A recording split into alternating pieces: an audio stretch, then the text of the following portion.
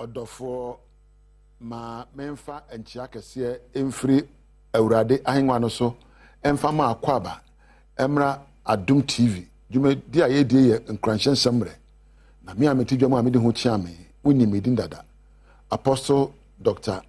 Ni Tekotego ene da isusu no me ya ka wo se onupa bia wo ba anyensen obosome nkron awowo no kwambi aso no obekwan ahoyahia mu. We are all bound to face setbacks, whether in our general lifestyles, whether in the choice of our marriages or in our marriages, whether in our health. Wherever you find yourself, there will be a day you face setbacks. There comes a moment in your life when you begin to look at your life, and the only thing that comes to your mind is, why don't I end it all? And maybe utimisho abrabomu, usika semu, sabi wawadi ya umu mpono akasa na ade na menyemu ena ameka se obi hwemi a onyaya anka sabi fere no wo de kopo wo. When you look around you, you don't find anything in life that gives you a sense of living or joy. So hwe abrabo mu a bibia ni wa kire se enegye adwaro nti de nti na ese mekoso a etna abrabo mu. That's what you ask yourself. Why should I hold on? The marriage you are in, why should you hold on to it? Ade e fe na adesua we ebia dikan sua awie school mfie du woni nya adwuma nye ade na kire se me so meye bie. Why should I keep educating myself? You then ask yourself, what is in it for me that I must go for? Then a woman ese me kope. Then you ask, what is happening to me and my family? I don't know what I have done. Me huni ame nkwa mayo. Se ebia me ya kan nti ana me yankran nti. Se ebia school ame me koya na mankonti. Se me ne betenti ana etieti as se wine de ntia me ntia se. It's been one question to the other. And you have prayed onyankopon tie me sofre. So I say nyankopon kona so asi ewo so. Bibia ni ho a eye ma wa ema negye. Abrabo no ayetawe den.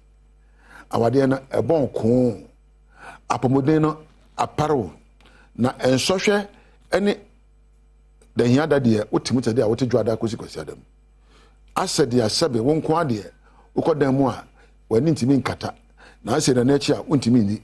There's a moment where you cannot even close your eyes and sleep, nor even enjoy the food you eat. This is when you may be lying on your hospital bed. If you are making what are sabia and now we fiase and then po de otifie mfefo ekoba wo de okwenye yie and now when you wura bi and now ewura bi e na awade se hunu pa na wamu na wanim hwanpo na ebe aware kankan aware front e na ebe sabe aware adane yade e bia na mpomponso awadu no wo de wi aye empo wonsuo ene aduboni ahodo ene sabe ensa unya anka wajai ensa nom ene aduboni ayoyare na wontimi mfirimu. It's a period that you look at yourself and say, look, it's not worth it. Can I end it? Baby, I'm doing there. Whom fata? What shall we bottom sikeni ho? What shall we jade adwanini ho? What for be or semi sumi nibio? Na afe ye hini ekwe. Now a hoka crachi be a friend of Marvin Gaye. American in to further say, what's going on? What's going on? A day na ekosi. Say num pempen soya. Ya na wadwan o say. Onkwa na wobre. Miniman kama baby.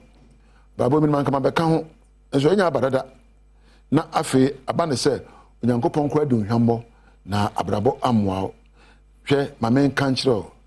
I don't know what you are facing today. Maybe your dreams are unfulfilled. Ebia oni so de hunu ene da so so abrabo ho no ememu. Maybe the burdens you carry seem to be adding on every day. Wade so ade anapa bia na bia beka ho. Oyawdie e na adware wo. Where is the hope? And that's all he. And as we are saying, a moon come at also. A banner semria, futu bakupena me mawo. Never succumb to negative thinking. You see, there may be a plethora of ways to which you can think about what you are going through. Say a banner say what the here demwa, and now who here moi. Yana wadwin enkosi adwen paso. Nema eka nyina ya baguru nema eka nyina ya nema asebe eka wo hye nema wadwene ekire wo nyina ya werɛhoɔ abobo die ne apenedie enyi sansem ne ntum. Don't succumb to sansem no awoka no.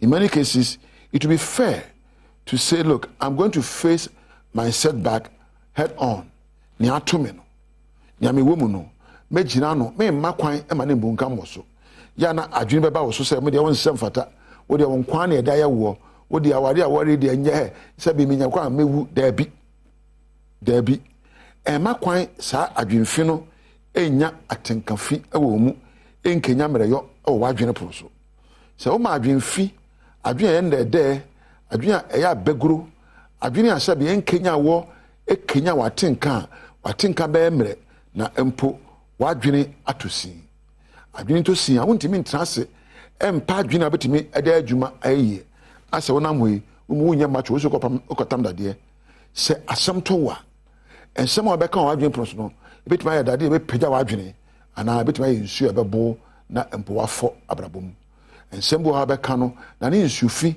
edware abrabo na ensem bo ha be se wo pagya dade na pagya wadwene semu yi de be ma wo pagya dade o wadwene pro so se ebana sana you should make a promise to yourself not to succumb to negative thinking and they catch it on say me wo mu se baby am wo no nye na me fam na nye nanso me makwan e makasafi kasa nye de entrama adwen pro so I will never allow negative thinking to take reins in my mind. Remain passive.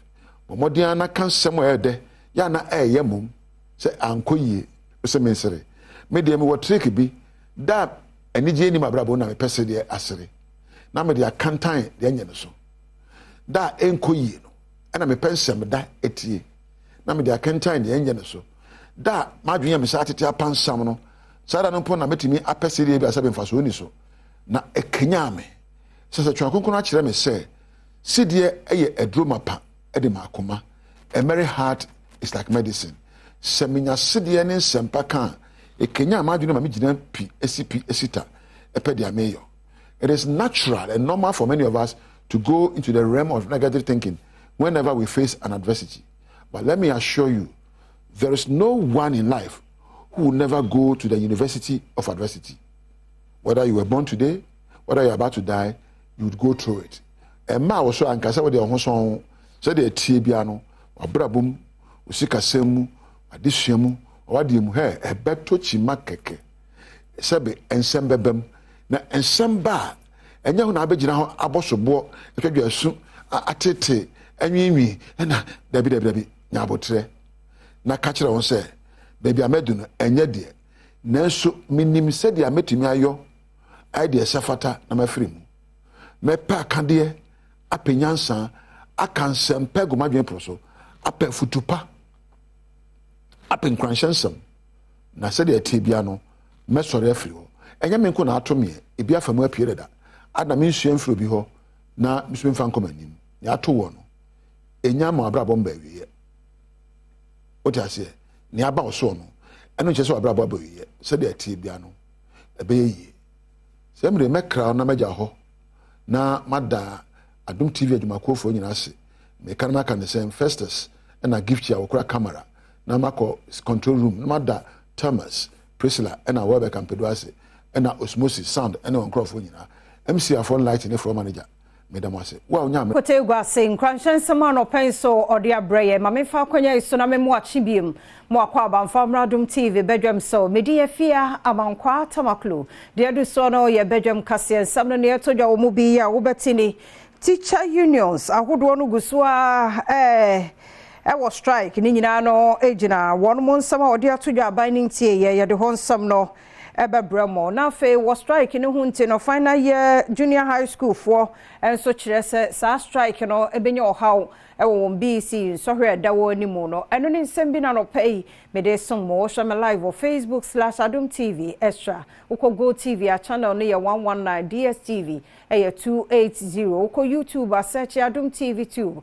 kase no edem live ho me din bi mafia amankwa tamaklo afia ni DMT yensam no so de tie ankasa achachefo nkabomukuo wo man Ghana mu se wode nti so dogo bi kurenu abewo mu se ne wo mbehia National Labour Commission penifo wo mo hawo ne nsema wode tu dwa no aban na nti a wo mguso a wo won mo eye kire no emu kosisa aban no betie wo mo no enya de se wo mu beja mu nsema Adom TV etwaso se ene de na nkwala no mo nim se bibi say beba ye nim say ochina so omo beba ana say omo mba enti ye hwe ne anyame beye o beble ambe school nti ye nim said ye ochina e beba no opinion no eneda compensation any benefit anu Emma Ghana National Association of Teachers NAT enso edi tudwa se enya de bibia be pusu omukra se strike no womo entwinsan yensa kakrata bi nso every National Labour Commission ono nso efre yen echina 10 o'clock enti echina ye kekan yensa se ne ye kekan ye ho abom ne yakwa akohia National Labour Commission echina strike ne de yen calling off obia ka say yen call strike no off abrad ye de agupuno no so no yen sankan ye de a ene na emba so enye strike yenye say sorry ya na ye koye wo ya bo amanfo opunu mu a o manfi yen enti ne ya kosa strike we no enti until say yen sabe kan de ye pe no teacher for no datifie wasan edi tudwa se onipa wono nana womo ehwe nenim se wode eye laptop ebema a teacher for no sa nipa na ana womo edi akoma ne se womma enkwada tablet bi a teacher for de wentimi anye laptop aban be teacher 1.3 laptops anon kola se ono ara sa company a yes your friend say tablet na man kola sa company na was a supply laptop no na say teacher for the nukura went me and supply enwie well na the school for be here was antimantum a wo hwe ani mo kwan se BC so hwe wo betro bi a kire se wa kire for atu atie we benya wo ha wo mo so pa nti Australia wo sa ban ne ye bia na kire for akomato wo yem no mo ba school e be kire wa de ne de wonye Adom TV ni bi edi nkomoye Ami Kofi. There's almost teachers for no mama strike come on banti and students here be my own strike. The entire mansion is going for me say and I'm said strike ne buy no. Yesterday enrano my nsimi squattari. And na minim say best way mbesia de ni say and I'm something na mansion squattari. And ya me the cry if you say e ba affect ye I agree dey benya no school. Awofobia okurukuru krakra ye EBPA State Experimental Business School ho say obefa wo ma akofie so ene Adom kase bonkomo e kire won yawdi. Ena ye Monday ejuma time. To ti ejuma na obafro say wa school teacher ni bia ni ha. Na do be ha adwen kakra but mesra man no say the teacher for ni here was omode co class no omo trafia affect teacher for nko awofo na omoma be school no it will affect them. Ura Solomon kankam na eye titani edma nad Kumasi Metro onukruya na say head master edma State Experimental Business School. Strike teachers ekono susanso de beba ebie ne se ebetwe mofra na adesua no akachire kakra say ye de mbre ana eye adwuma say strike no ye ntwaso ntemu a na je say enda dodo esese ye de kira de no eso beti eso so tepe de how ebebre mofra no ewo mo adesua mu nti strike ne de how ewom emamofra no. Adom TV Badwam kase na ohwe no pani wanya mfie aduoson Ishmael Tete wono so asika akwakam ewo NDK Financial Services oni Adom kase adi nkomo akire mu se na sika da ho betimi ahwe no be 20 years na so na wote ho adrompo edi so betimi ato oni Adom TV akasa. What I noticed is that I have enough money that can take care of my medical expenses if I were to need it for 20 years. I can go abroad every year and have my health checked and the procedure repeated for me to be alive for 20 years. But now I don't have access for 1 year. So each time I have to fall on the largesse, kindness of somebody to give me a loan that I don't know when I will pay. It's really sad. It's really heart-wrenching. Odi awrewo ka de to aso se oye kire yi odi anigye ene bedi akire ada wa mampo obama na busuafo abesi na yesanse emu ayi ankasa. Wednesday yi de ebi amint me mba because me were already planned major program. Na mbema me busuafo aba. Because this is very hard.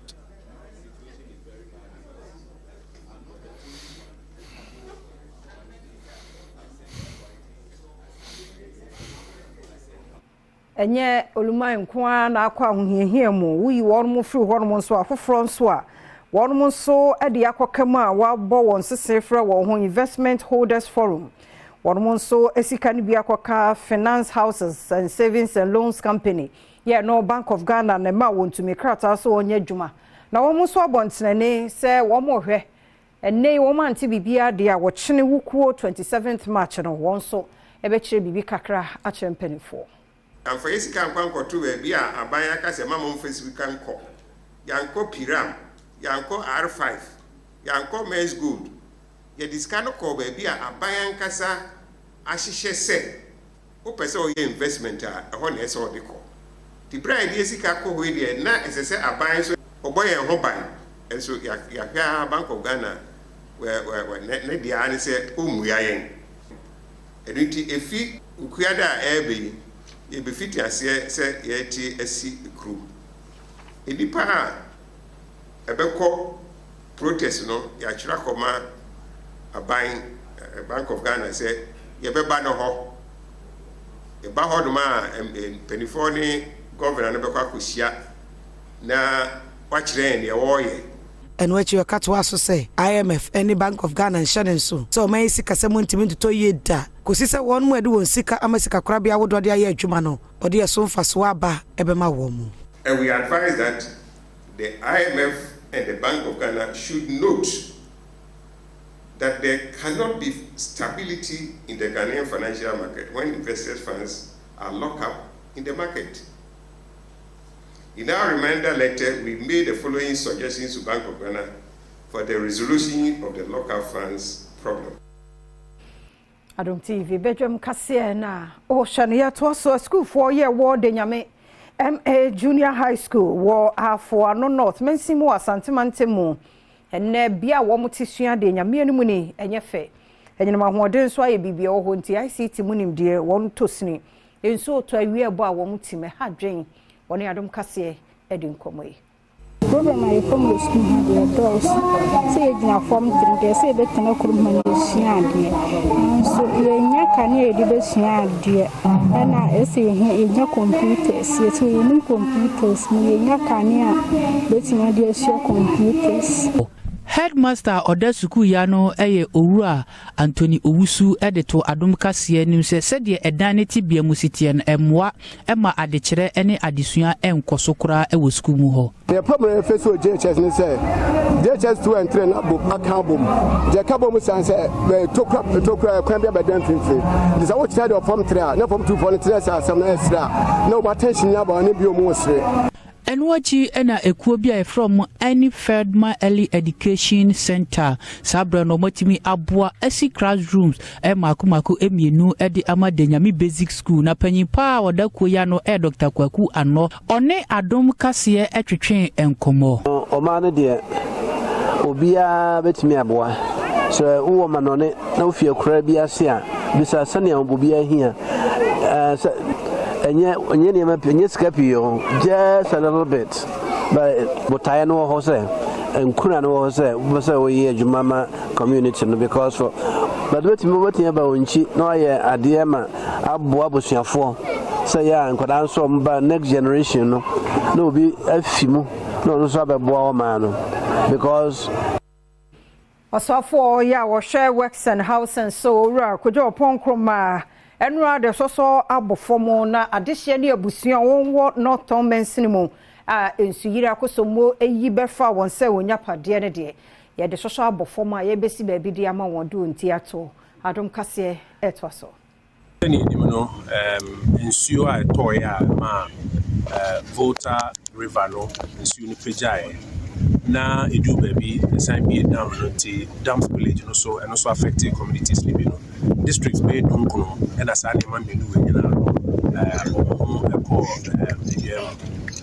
abai any other stakeholders they can provide more kakrama enuano ma na ho achiro iwe ani aboa ma bebre asanko omo efie mu and so district dunkuno nipa oba omo ye omden a omo ntumi nko omo fie dada mutisafo na osi tumi boa ne pepe bi mo motna information bebre aba abeka yensa Ministry of Works and Housing any technical committee aye ho adwuma no Sabre ye stakeholder engagement and they are validate information who say so ampa we and press we see them from and say or no not you been changed to no need no account is a validation and any anonymous assembly penny for loose bar national security near the ye wamana so hwa oto aso wadi adesere eto assembly members na hemfo mpanyefo a ewokuru no mu nyina ne mu se bana se contractors no we ye adwuma wo honom a adaboro ma eya wo mo emboa wono mo so a validate data no amaye no yema no kredi enen and when ye take committee na make catch up say the seat of a public officer a crime odi agro be kwafiase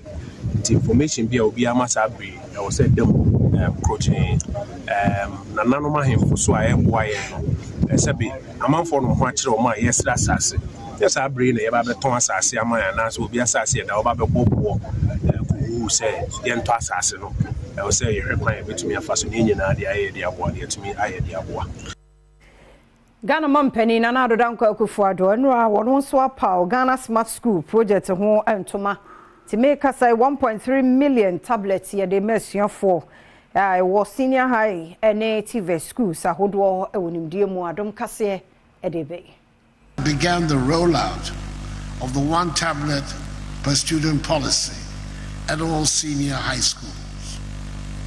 It is intended to be a great tool to help bridge the gap between disadvantaged and privileged students.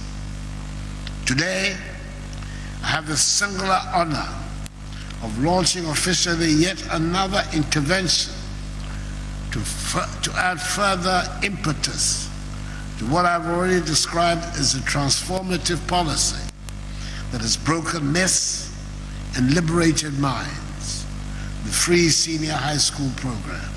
Oswafo a ono enehwe adesua enwonsem so Dr. Yao Osei Educhum enso edensem sei na tudwa. We will witness within the next few weeks and months the conversion on some of our existing buildings in our high schools into a smart learning environment. Construction is about to begin in earnest the development of new smart schools across the country. There will be an establishment of aftercare centers in campuses to attend to computers that may need repair.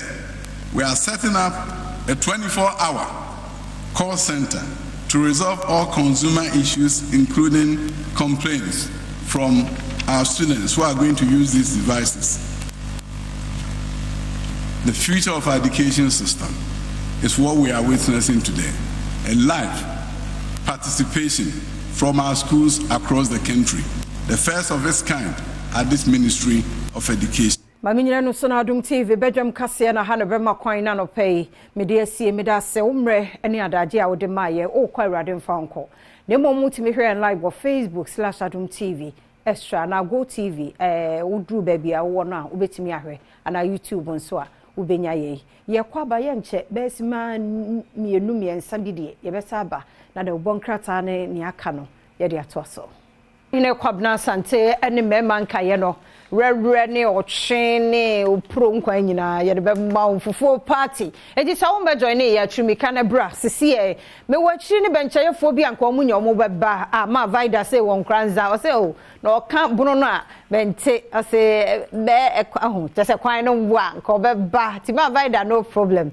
e be dia so anu nyamwai ba so wo banche ne body bi afama VIP mre oh eno so betimi aboa de owo bia wuntime ma afama ka mre o de o ka se o de Badwam FM o de number to ye baba befa enye no ano no wa wuntime ma ye nya ne sa so betimi ayi ni momo so a number na ye de to ne ni momo ne mfa nkoto adwene mi se meye mre nkwan ene adwene oh makowum me maka se makodie nkwan bi wa wo ye se makotumi kom oh emre sei se ma ye kakra bi a she fridge mu ne ade eye da nkansa unya fufu mu aye mre kakra bi sa no a ona akro no ana wonti ase ti fufu no enkwan a wope fufu a wope se ye menken fufu na wope se ye bode se ye ba ye fufu na wope nyame ya domo a eye Monday a ebey eye 1st April na de chie na se Awurade de afa ba kwa kamena ho Awurade too much de wa ye mani sododo be me na meditation me kai se obetima kai ma se Yeah, to ye nice and your country for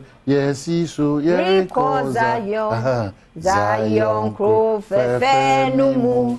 Ehona ye be kada ye ready to ye nice and ya kwantu for it to me de anyum de kwamna me anyum dedia na me no ya ko be me hwese me wari obi otonyum anka wo ni wa wie me sa ebufuo bi aba de to me nyum na boko so ati as me ku ontonyum na zo kranti de pa no ye. Hey, yeah, serious. Or a businessman. Business oriented. Now, dear para, apart from where we, or hobby, me castle to your man. Dear para, you come now. When you're that's it, now, okay. Serious. Dear para, who was it be here, Jan? I was dear para. Okay. 26 March. 26 May. And then 20. 26, me can't so back pray for 4 there be 26 March. And then 26 March. Also, when you might take I was say come. So I did need as you. Also, wow, sissy. Bibian told was also wow, sissy. It is sleepy. Wow, also. Wow, who said, and then the member to me as Miss Water Macra. Miss Rawa, sleepy, sir. Who join you now to him, so he come. And you be a dog, come to be one love, crowd but one love. Now to now call babies, Africa unite. Now, of course, there's a Maocrano, and the home run also Kakrana. What Maocrana but to do? You know, a pretty baby, and so who you know, baby, Badwam. So I say, oh, you know, what?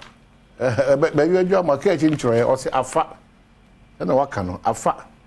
And then for to go to gym now, gym if is a car of Yaman Quasmoka, never be used as a scapegoat. Yes. But Mr. Abrabona Bono, and my own for Chasu maybe be Debbie. Especially no man, papa. Continuously, we are made a Makayo with demand pie very important. One now, Omunya, Omobidi. Kaiom. One no mutimi back to your aid, Brawa and him. Kaiom. One no mamma Quenya, Amo Juma, Kaiwo. Got now the Bia, the Hiribabania, Mayirio, Mikunu, Memo, Omukwan, and me at the E. No. Ubon Pino. Se Quasichuma, Mo Quenya, I'm also to Amajina and Casaka Sabia, Gawe. So quite selfish. I don't know, Guan, Bushano, Mudino, Momia, Gawe. Kaiwo. The Kaiwo. My teacher for Kaiomo. My Shukura, Kaiomo. Don't be self-centered. Kaiomo. Also, I'm a pad. We are driving near. Who got now share a car driver for a Kenya. A doctor for you, Kaiomo. Go in Chinasem the next second. Who named the ABC? The Kaiomo. Because be a man, yes, I'll be in Quenchano. I say, Bolga, Obocono of us, a community. Community. Community now with him Kai. BBC also at all. Kai. Then Kai who Kai. Then Yamia Simobi. What I say? Obi calling him no. Na Ebi and Yamisha na Dishiemu, Ewo, Jumemu, Ewa Wadiemu, Ewo Sikemu, Ewo Nyapadiemu no. Na Kabras and Titi, no, Uni. When your BP say, I'm telling you, Uni. The Biana can be once when your papa. And we cry me sure say the ban or yara me sure. Na we only where does it mean say we the ban on the bag girl say o timi call him da ni ni aka ho e ne fa ho ben na wo no ma ba girl so say bi so so bi bi kasa sa obi di ka twem o kro no kro akronfo nko a we mo onim ni we obi nye ye jani Dabi onim ni we eti nko a aniamp of beka do the mass. Yet ye chain ya calculating comfort life sa one kasa out there ushu a shekwa that one e dia bottle ti enya kasa baby no ne focus on the nyame betimi dia ye you know and no be told you say the bote man say the private developer no ahwe ho na aboa me etima maintain ho yi nti no an meji tu mu say sa short put no say the be kwakoto bi another talent and we do share body na e fa dey money deceive you money deceive you papa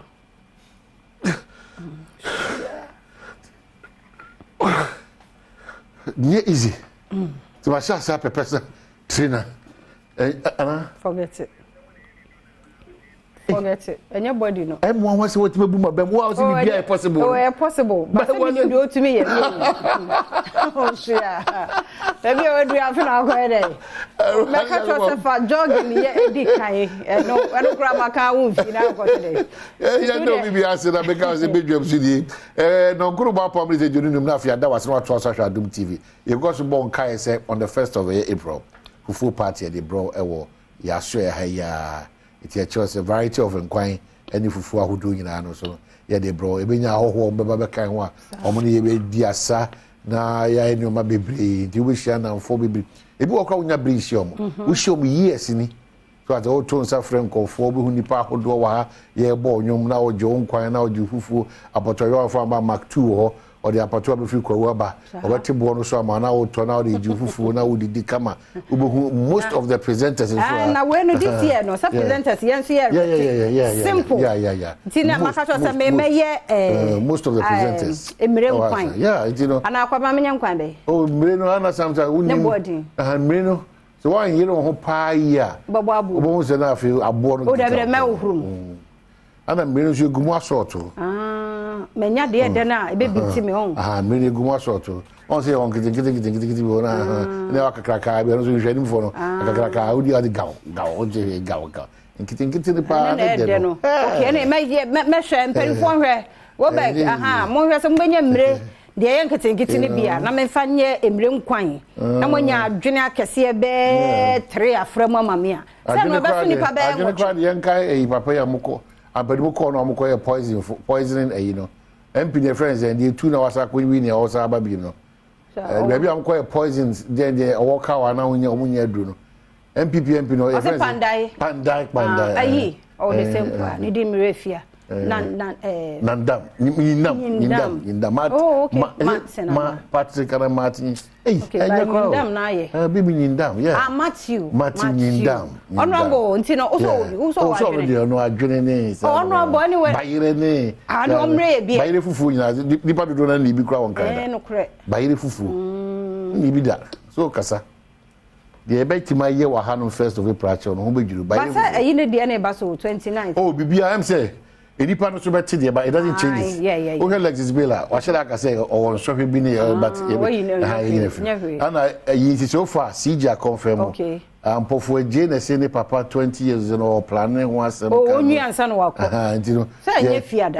Obie, tell omo say me wo no. Obie dwane. Omo munwane o ye, aja competition. O da mo no akeke, but e dey ayo dey be dey. Competition. Na ko ye na fi. O ba for Jane so ya de o. O na be o ye me dey. Ba for Jane so ya de. You know. Onu so ye mpusu obi am makoka. Unless e bia na boy ne na ye de. Me see what kind me ko America na ga bi ko ye nkwa ma sa o fa ko to get true bi.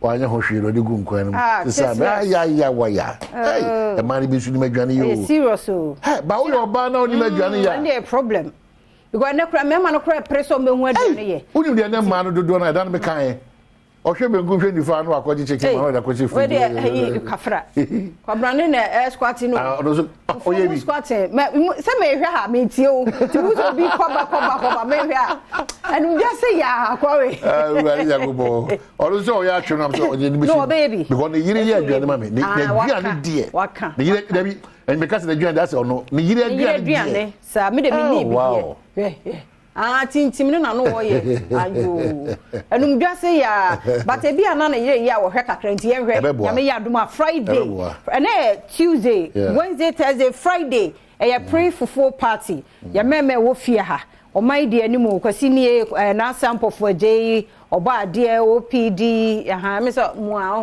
se no a obi anti me so far the so far obi ni Dominic me do mo dai ya ho do mo kan obi kura de nsuo kura be se kisi so sa media ne no ni pe bi o ma ji atu nti ehia echinye etu o mo ye wi a ne duoda no e na eye fufuo party tim wo ba for wasanka ne bra wo pe maku a mesro oniema kakra ba na wo awatwi mema de mo ye ade o sa de no ho na wo awatwi wo je wo nkwa ofufuo ni no wadi ne ekoye nim nti bibia wo so wo bi apesa de support ye ne fabra ensuo se ensuo na so pesa de ba fabra ye didi wi 30 minutes ese ye no so gu so anase ye benum so before ye bedidi ni nyina so wa ye e de boa ye nyame enhira mo so far ne mo ye no ye ni sododo ye ni somo papa Las Vegas papa anopa ye boye mu achia wo ye da asese bi mo ho so a aha obetimi so sa ade aba mo amodi kan brebre ye nioma no so ye da mo ase sponsors na mo mam ye nioma no ye da mo ase na ye kan say nipa no bebusu nti no ye hia mo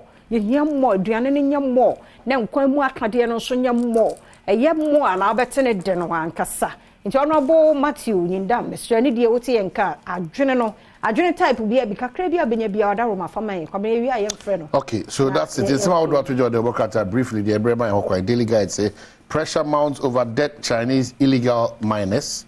Big story. Nana gives one student one laptop and have a move to freeze the parents' mates' properties withdrawn. The daily graphic anima it talks about another their course or conference center. ICT in SHS deepens. President launches Smart Schools project, 1.3 million tablets to school and 100 smart schools to be built. And what's one say? And after the new finance to say, those who can afford should pay for secondary education. Moses Baden and Aka say, government to buy 1.3 million tablets. And also what's one say, and after tour awaits transformation under new leadership.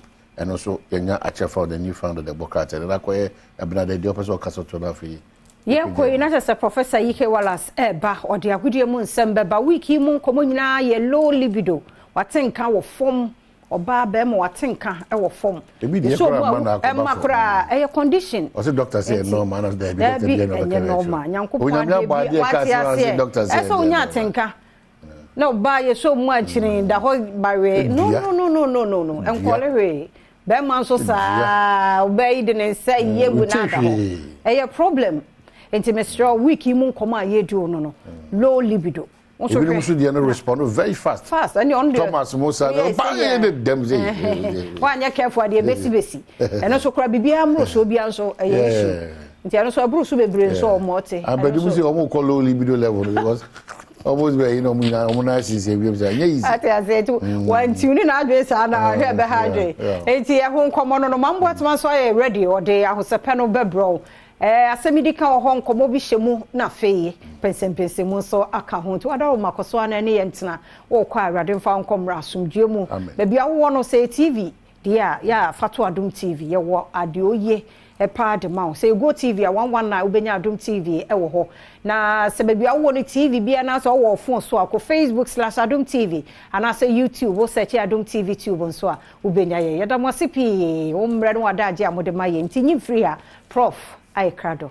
David ba Adom TV so Adom TV so bejo nwumadi so dia wo kansi wo sempa esa kana no pensu jao.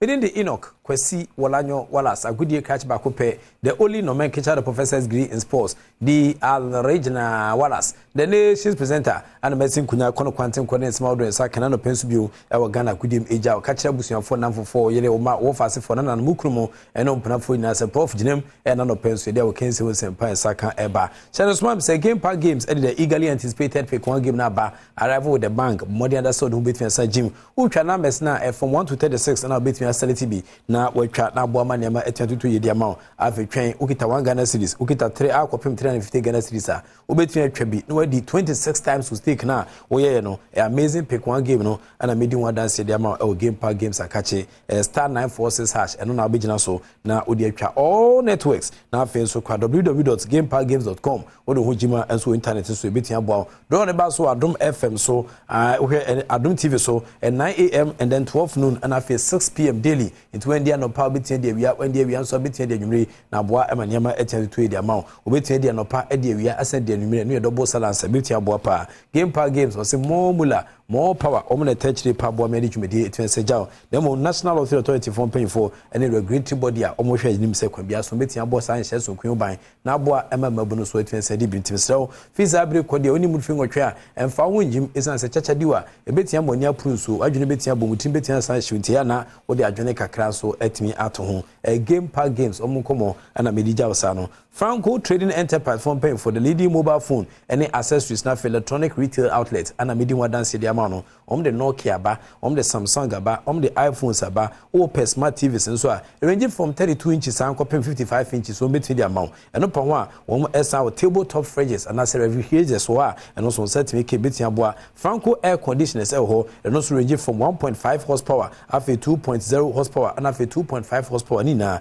unya Franco betia hwa bomb niam echen to the amount CCTV cameras ho a function monitor and after video anytime bia e baby bia wo bia set make betia sa bomb niam echen ko ye the amount e ba cho ohwema 3-in-1 video audio na after control all-in-one air composite air signal and also betia sa the amount o call air Franco Trading Enterprise ho a omo IP67 and IP67 no omo e wona wodo bebre honum with the proof and after a highly reliable our set make bia and also betia sa boa all other mobile phone brands are hwebia and accessories na Franco Trading Enterprise akofa ba na Franco Enterprise omo shop we wi ase afa na nyina no omo ma 40% discount and it sell price no resinema is koso a omo digital platforms no ukoton kwa dia ye ma 40% discount na boa e ma niam etia to ye dia ma me pacho Franco Trading Enterprise na number any Google so nti oni omo edins so a na wa hye ne so e dia ma me akọ trading Franco Trading Enterprise akache a wo de woni etia sanchi ma betia from and as on website www.francotradingair.com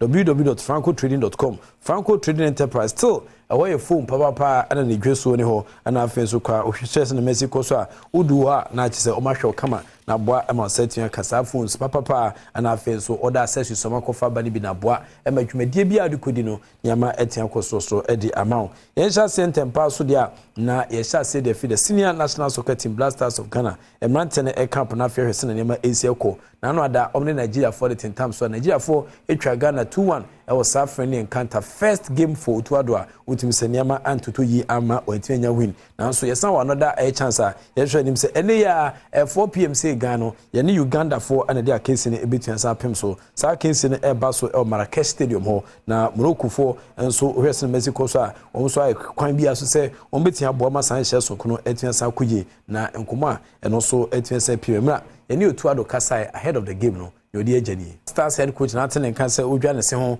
echeche se ne ma besi akwane between Uganda and afenso kwa ne Uganda for Kensi Kesi between asa todwa no na hwemu ne se ne ma Asia course ni na Kensi Kesi aguso DCC no e de abo ase be dan koma bia no Afcon Kensi Kesi ne time todwa ne ma betia koyi e de ama the senior national soccer team Black Stars of Ghana info of ni chire mo crowd form dia na se African Games Accra 2023 the 13th edition of Ghana and AGCS so bibia etia ba na wie na nika ohwese ne ma Asia course the previous competition in Ghana de ni chase no yaji only 30 medals okuko Ghana bakosema utimsampa medals itimije 7 11 ne ho kone abanya na enye ni kakra but nei Ghana etimi ewie dwumadie no yaji 69 medals in total na 19 gold medals and 29 silver medals na fin so 20 bronze medals utimsampa amagana yekunkun ama yedwumadi edi no etimi aso ani kama na enra e University of Ghana no ana Minister for Youth and Sports Honorable Yusuf Mustafa woto sa defense central for na obo eye ni tonton sansan mu kiram se ohwedwumadi amudi ene dia na omugide paase wo mo edi abawie pa epie mono no Minister for Youth and Sports Honorable Yusuf Mustafa ana de ne komo so 8 Jano on the other part no okwa athletics akacha mu coach nso ohwese Mexico so am credit no the performance for the immense show of supporter also edi eba no ohwese ne ma ese ko so mchese ministry no ebo mu pa coach Ufoyasare ana de san komo 8 tudwa efase na nyama ese ko no echi no ho haloti athletes no so ono so kasa e wo sanhyimu a epie mu na omne central for ebo mpunimpu Sene ke friend say ho a lot your athletics for ono so di market ne power dwumadi 25 pm no nti minister anson kaso de ne komo 22 na fe coach Ufoyasare ono kita boxing team no boxing ana enya the second highest medal nti kuma na say eye arm wrestling for mo basemu edene no no mo nche mo edene se aposo no omo na enya 41 medals e mboa ma Ghana medal no 25 course the boxing for ebpm mo sanhye mu di ase a na je say ade a na ne kwamu ano no udwani ekire sa dwumadi na ase anso a na say Minister for Youth and Sports Honorable Yusuf Mustafa wosan ehye bobio na we ebo sha mugini paso bia onya gold medal bia no obenya 3000 Ghana cedis e dia bo ataso wonya silver medals na say air bronze medal na eno so benya 2000 Ghana cedis $2,000 na afi so wesenya $1,000 ya pem so nti gold no $3,000 silver $2,000 na afi so air bronze so $1,000 nti no omo ehwe nim say ni na ye bibia ye de ebo aba so dwumedi a eno so etwense pem we deputy minister for youth and sports honorable Evans Opoku Bobie na eno so ede sankomo yi ejae Abo Evans Opoku Bobie na atene kan se ode ne nkomo etudwa efase na omobesi achis kana fa bensa brede en chase kan fa mo bia ye omo chesafe na mo compile list na afi omo ede akofo approval na afi etua dia mom na afi omo so ne omo de be no omo so ede akoye mewa local organizing committee chairman a friend say Dr. Ofusu Asare ono so de ne nkomo etwensa tudwa o call for a collective responsibility to help maintain the facility and obetiansa boa emaniama etwensa ko ebetiansa use for other purposes a ohwemu ne sinema because someone sure said over $195 million am invest here no enko waste which media amadini no local organizing committee chairman Kwaku Fusu Asare and alternate council de nkomo 8 Jano na amafo beka start African Games Accra 2023 no Adom TV yamfa edwumedi etimesa piem na nkamome ye de ehihye bebre na etimesa ba ya edwumedi ba kwa edi from 10 to 11 no African Games show Adom TV so enra ana yebo ni na tofa edwumedi na se na Abuko Bankuba friends Abubakar Kamoko na sa Abu Kamoko ohwese nemrane a obone ho a o se friend ambitious tilapia ese ne papa banku ano no so tilapia de boso a enya asem keto akra na ono so ohwema 86 kg ana cruiser weight ho ana ono so etwense gira emebe twemu ane papa de ne etwense a kire games na se no woje bronze medal ono so abeje silver medal giri pase niama 18 koyi bana manfo do na ehwe anim se Abu Kamoko the last bout etwense 10 times no kobetia din kunim na enka watimi age gold wenti anje wode mu enchechemu ejan e the African Game Show so e Adom TV so age gold e didn't wenti age gold. Oh, the gold was easy for me to take, but I was not feeling well for the fight. That's why I lose. Okay, final bout no. Final bout no. I fight today. The following day I'm fighting. That's all my brother is paining me. That's a boxer saying now be a fight here and no ade chen o fight here. Debbie. Those people want they go one rest for the fight. Oh, okay, one rest. But one rest. I want today the following day no. I'm fighting final. So all my brother was paining me. That's why. They didn't organize this allow sir. I don't know. But now come up for him so beji good. Ni say the silver. It's not my boss. It's a game of chance. Sir. You can win today, you can lose tomorrow. So I'll take it like that. Whether you are strong or you are weak, yes. You can lose today and lose tomorrow. Yes. Oh, okay. Nti offer say chance number. Me chance number, but next time my chance will come. Some of your boxers be brave, but to qualify through the stage and Mambo Bar African Games.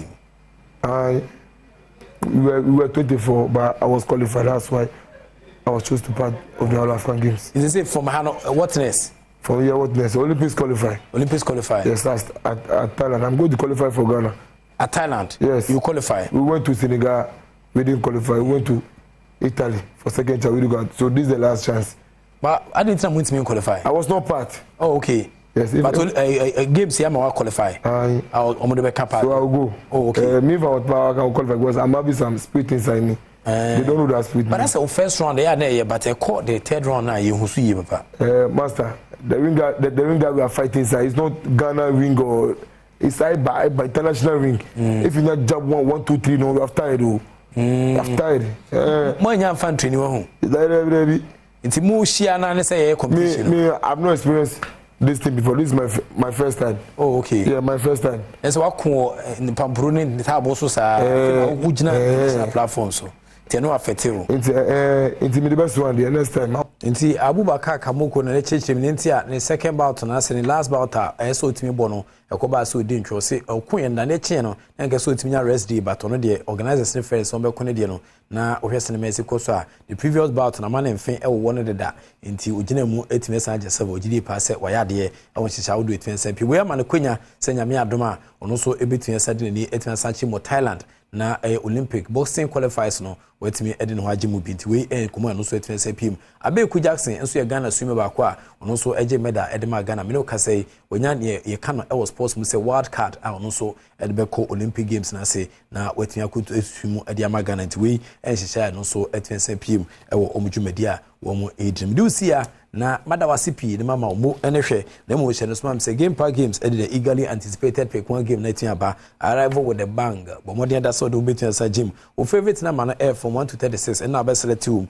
na odi stake na we get ready for the excitement na you really the lucky na man e dia ma e ba cho ukita 1 Ghana cedis ankopem e 350 Ghana cedis abetu atwa bi utwa bi nso a obedi 26 times stake nti e 1 Ghana cedis times 26 Ghana na se ska bebrebe ana eba amazing Pekwan game no ana medi one dance the amount *946# all networks between the trebi afi so kwa www.gameparkgames.com and also between same trebi a live draw no eba so Adom TV so 9 a.m. 12 noon and 6 p.m. daily and eba so Sunday to Monday into Mr. Alpha ho gym nemwa emaniema into queen from a Game Park Games so se more more power omo techili pa na di dwumede kese tu saba National Lottery Authority for paying for techili say oni mu fere ngotwe a emfa ho njim chachadiwa oni betia pruso wadwe betia sa hye utim betimi ayehu ayu ntiana wahye no so e de mame yedi makotene bi on Franco Trading Enterprise dwumako papa bako a won so airboy in terms of mobile phones and accessories and electrical air appliances there won na akofa papa na tia saba open Nokia open Samsung iPhone and say smart TVs tia sa to they range from 32 inches and copim 55 inches a won mo and de papa tia saba Samsung a wo hwe a unhu se ekubebu ha TV bu ahwe a kube mre kura be na abre enti hwe se ne Mexico Samsung a unu fini gadochi ni pano betia kwachia no so bobo a na otia saba transfer mo hu se ne ma eseko yasa the tabletop fridges and as refrigerators and so etia saba Franco air conditioners and so range from 1.5 horsepower 2.0 horsepower na 2.5 horsepower and afi yasa the CCTV cameras aba functions ne bebebe bo modern da so sabetu yasa ka bi me pa cho mobile phones brands BLP and accessories na afi so kwa no wo de wani eche wi ase afa na nyina ba bia Franco Trading Enterprise wa ye ma 40% discount e wo mo digital platform no so na boa emaniama etiatutu yedi ama me pa cho ko Franco Trading Enterprise na peke emo eniama ni binemu inform number Google so isan say amafo bi na ene de na msb etiansa to so emu duabruni asom ye Franco so nye Franco pe Franco Trading Enterprise som number 0246 422 338 0246 422 338 and that's 055 593 9311 055 593 9311 now ne Franco Trading Enterprise entwetwe nkomo yehwe mboma niama entitu informal Franco Trading Enterprise was still phone papa fee intimisel na oni omatiansa kodibia ne aboa ema niama etian koye ediama ami adom na bibia metwema na otwemu no ebu aketem de finkrampuni mantama de ne etiansa kirem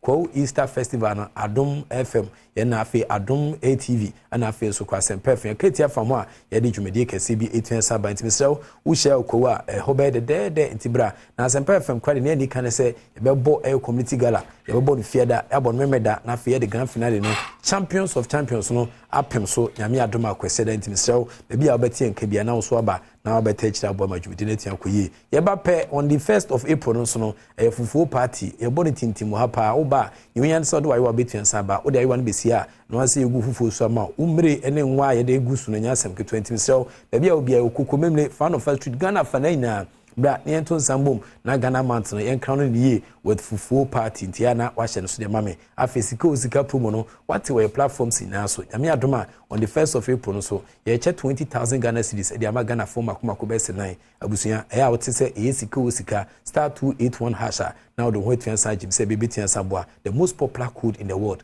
and I mean one dance say their child bebetia boa e ma niama etia kwa di ama within the prof ike wala sa good day catch back up na mjina mu e of course evidence based sports presentation it meja erade entene ma onyo kese onyife bi da so ni emfa nko bi da so the act of being a good guest is to know to say goodbye wakwa ba medidi afia amankwa tamaklo health tips wo Badwam Adom TV na o hye no simenum ye nchekura nti jebre kakra ina hwe na wi a wakọ onyuma so medase mene Dr. Dubuaten ena na wochi yedisa enkomo yi na da roman so ode na adwumaku abeta ye akiri a unya kwan do adade kosi fie da bia no utie bi nti yare bia ha wadwen emfere frɛ no obetio ehomwa bia wo ho de bema wo ntime nso a onye usikendi oberefel dog me mu akwaba medase pa na wochi low libido hu nkomo ena yedie nti bede na mahu se matenka ekofom well de bemu hu se watenka kofom wo nipa da sani no wo na wo nimu ho ini obi animu ne ho edenti wo ye bema medically no bema ebetimi enya obetma afeli aroused and I say na think abetima akosoro and 10 anya kura na nya be say 11 times a day. Okay. Mbekwa be ma no kura wonim se. Be ma no kura no you don't even notice it. O kodon so a ebi kwa etimi obema no ahode kakra etimi bam. Wa sori anopa. Wonwene oba bia ho hu se bibi kakra wonya atenka bi anase watenka na bia wonche da nya atenka no but body ne be react sa atenka bi eye de ekoso nti obema oye very strong and an health system ni bibia ye no a won asumdue no at least be 11 times a day ema so nya atenka ni bi but omode no it's not as frequent as the mema e de betima ye de be bo hunu se watenka e ba form ne se the frequency at which ya unya desire say wo no partner be hia no wonu say that frequency ni kofom a e ya de ba ko edi adanse say matenka e kofom okay e bia wo ye bema wo de yankade bia wo fele say wo ne unya atenka say wo fele say wo no ba be hia eno ncha say wo no ba atenka should be there being able to resist enti na nipa da say we are different from animals obi e ka say na unya atenka de bia de a say na e ba ha wo ahwa akoto obi mo na da bi the ma wo ye we nipa da sani ma wo ye different from aboa ene say aboa nya atenka ba bia also defa yeah ne ma me kro obeforo no aponchen ne ma me obeforo no ne cha say obi obehia ni bia obeforo no but we nipa da sani unya atenka difference ne say wo adwene da wotirim eti this is not right na nya atenka eti atenka ne de wo yere uni yere also unya atenka no eno no mfa ho say me ni yere enti atenka no kwa me de yedai you is part of you as a human being you need to feel it and enti the frequency at which you unya atenka no wonu senka kada bia unya atenka say obetimi ni oba hia e bia woni oba enti no oba na hia but ebeduru be 1 week 2 weeks na unya sa atenka no a you have to be worried about it also timi call hospital uye wo yere enka no oba ni hia watenka no wo soro to the stand say utimi no oba no kwa hia ba mienu ana miensa enne atenka na ba fom ba akono kra no you struggle before obetimi no oba na hia atenka na ba fom also you worried about it wo yo oba nka wo wa bo nse wo fele bo nse na de minya mikunu na de nka na for some time now unya sa atenka no pressure also you worried the pressure na de ba na sa de na de ba also you worried because utimi nya sa atenka no obi wo ho na o ne de no be ma so ni mu ana so oba so ni mu ka no on tihwe on na yiri na da oba na ho twitwitwe no be ma no de na ho twitwitwe no be ma na ebobo no sensitive part bi won tihwe what do you know you need to be worried about it and until no when nyina no ya de e be kire wo se matenka ekofom na ekofom no emfa na tra unu se bibi na de adekọ ne ba no sa adekọ na de atenka na ba form na it could be a medical condition e de atenka na de e ba form number na is 0244 86 70 68 endpoint clinic number no 0244 86 70 68 that say Dr. Duboatin na yete no nka no nyame yadom ochena odaroma saka ye ho ne yento aye nkomo iso eda say eda nyame yadom aduoda Easter Monday eye fufuo party team enti fufuo bia style bia de be ma say ye menkan fufuo body fufuo ba ye fufuo ede na ope de wuhia ne wayo fabra ne be di free fagu account so ati say Kenya say nana edu twumu anopa mechia o nana wo ya ade pa ye fufuo party say abanche ne body no ne ade ti nana mwakọ aba anopa yi nti so ati enka fufuo party baso ti nana de o ye do da no ene so ye twa se obeye wo de ma VIP anyame adom ye nsa betumi akanti anopa yi ye chia wo nkwaso nyame hira obebre ne ne wo ye wo edi ka do on de abanyina nso ye da mo ase wo fa wo de ma ya enye late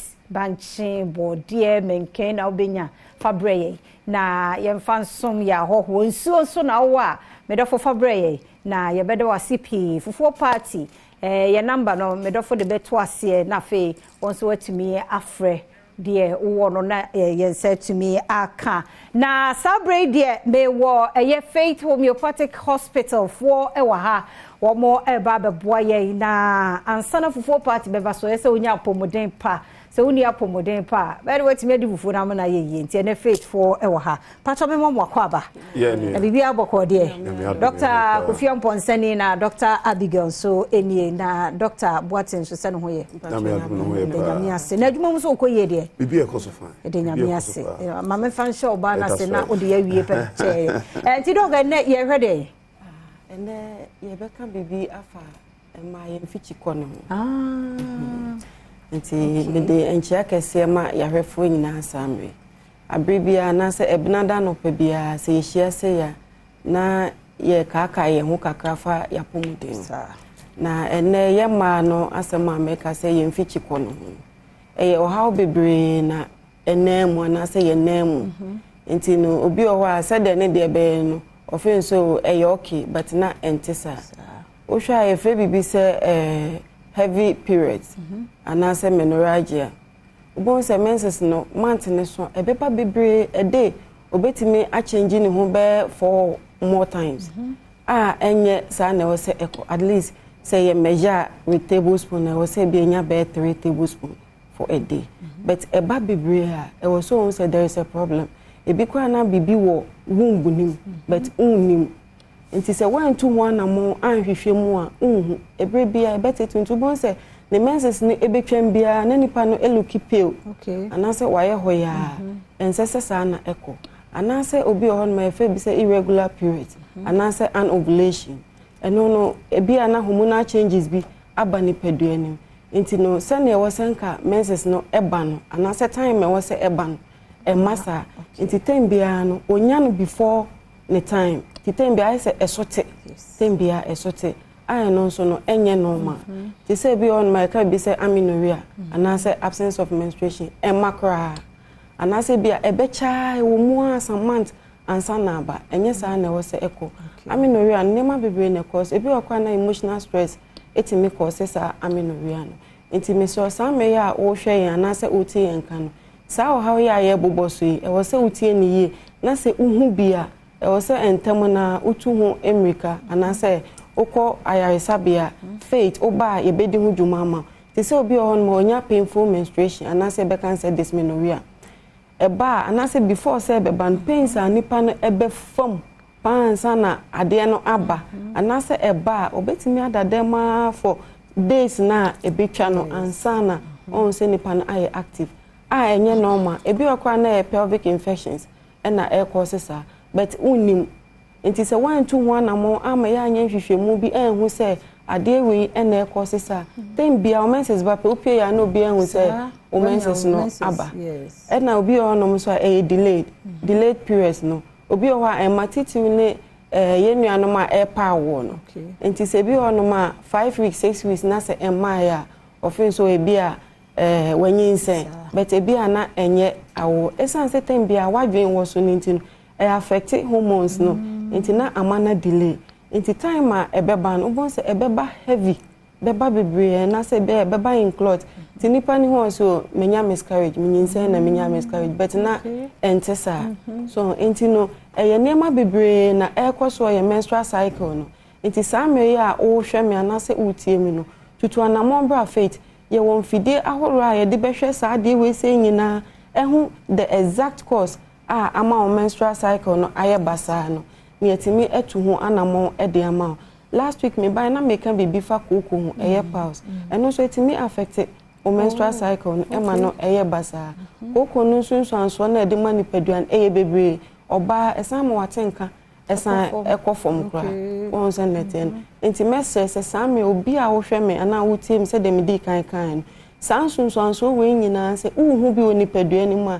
enka se eye normal na enye normal e wo se ututu mrika entam na ode wani che faith na bibia e wo se ye edeboa obia ye edeboa asat last Saturday ya the client bibrem oba odakam ante fi odamu flat say adan ya ontiment na se enam so how adan ti ontiment na se so se neto koko apapa ya mane abehihye neto no ntino atena se de ojina ntenti se am se dabi mo fa ni coffee your man first aid machine be wede no kwatena so esiesie honom kakra ofi honom bedroom anim a watena se and am say ono watena so say ansa na yetimi ahwe enti no saa o how we so obi wa otine to saa ekeka no kwa anase se pa na adwundwum na ewu a na aye ekeka enti saa me na mabonti enti oto emobi nhwe onka se mesro to anamo ebra na koko no edi nipa nya bebre obi nani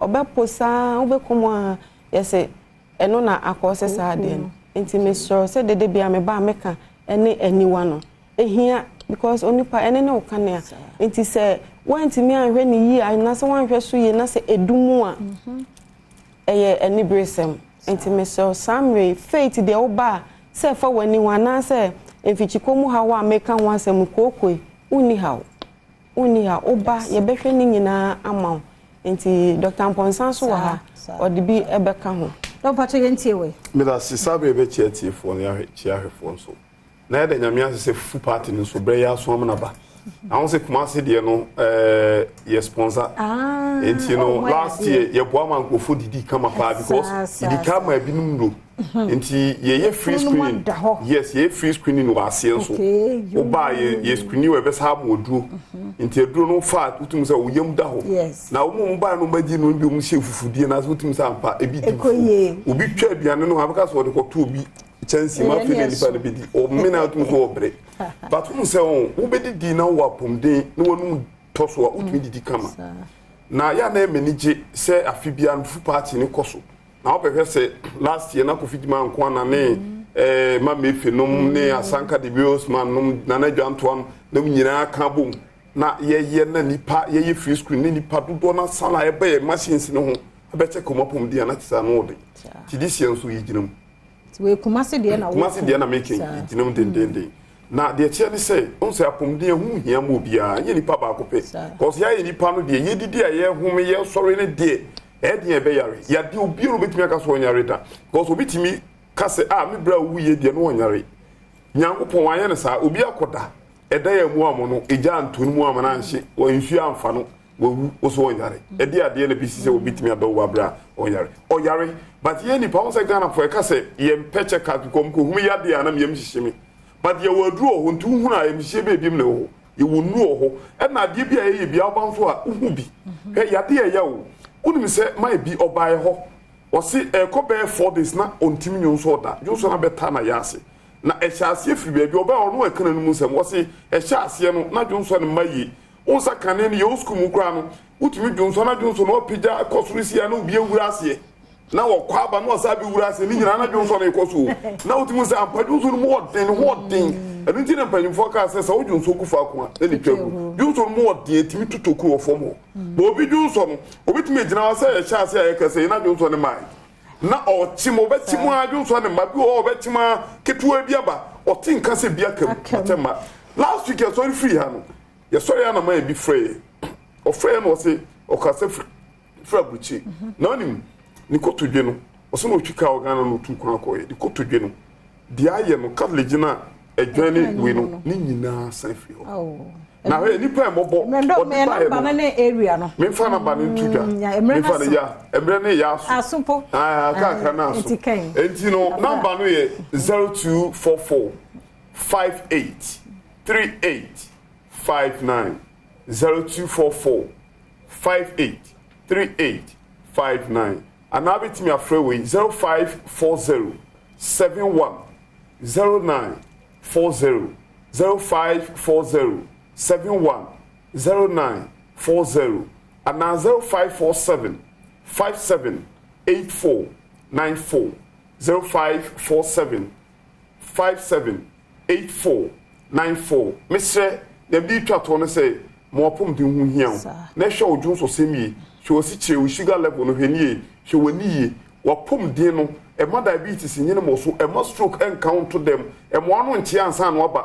ye free medical screening but that fidie nso check woni pedua ne ehwe woni pedua de he ni pedua no ya de bia woni pedua bia ye behu ye hu so e waduro ho ye okwan hudu pie fa so saya de ya ja walls about body de ya ji bebrebe ebi okwa no ba ya de no omu nim ya de kro efidie no beche ebi o ese ye massage no ese di 25 twi finfin ni peduam e wo se ye mne do ye kwa ho do pie de se ya de oba ho beto Amishamo. That's it. It's a Faith Homeopathic Hospital now. It's a one more and can yakasa edefa this menorrhea and as a menstrual disorders. When sabuo no aye no ho bibia wo ho. Mr. who was our challenge na numbers no afre no matumi aboa. Me do one mo common me DC. Dem Kel 360 toothpaste no na family no mu hia wo fie. Now dey atwu sen ama wosino aye kama ayi kaka na simu nyarwa nyina afri ho sebe ya kasa obi antweniti enkwachiri sanso ne wo Kel kits eye nkura de emfa wo de no twetwi nkura no de ye wo nkura de ho from 2 to 6 years wunya Kel kit toothpaste no bia no so bo ho ban na Kel chocolate toothpaste no so obi a na eye bidie unim de bidie ye ene ye de afa duro no mu twiwosi a epo na kama fefefe e ma no ye white.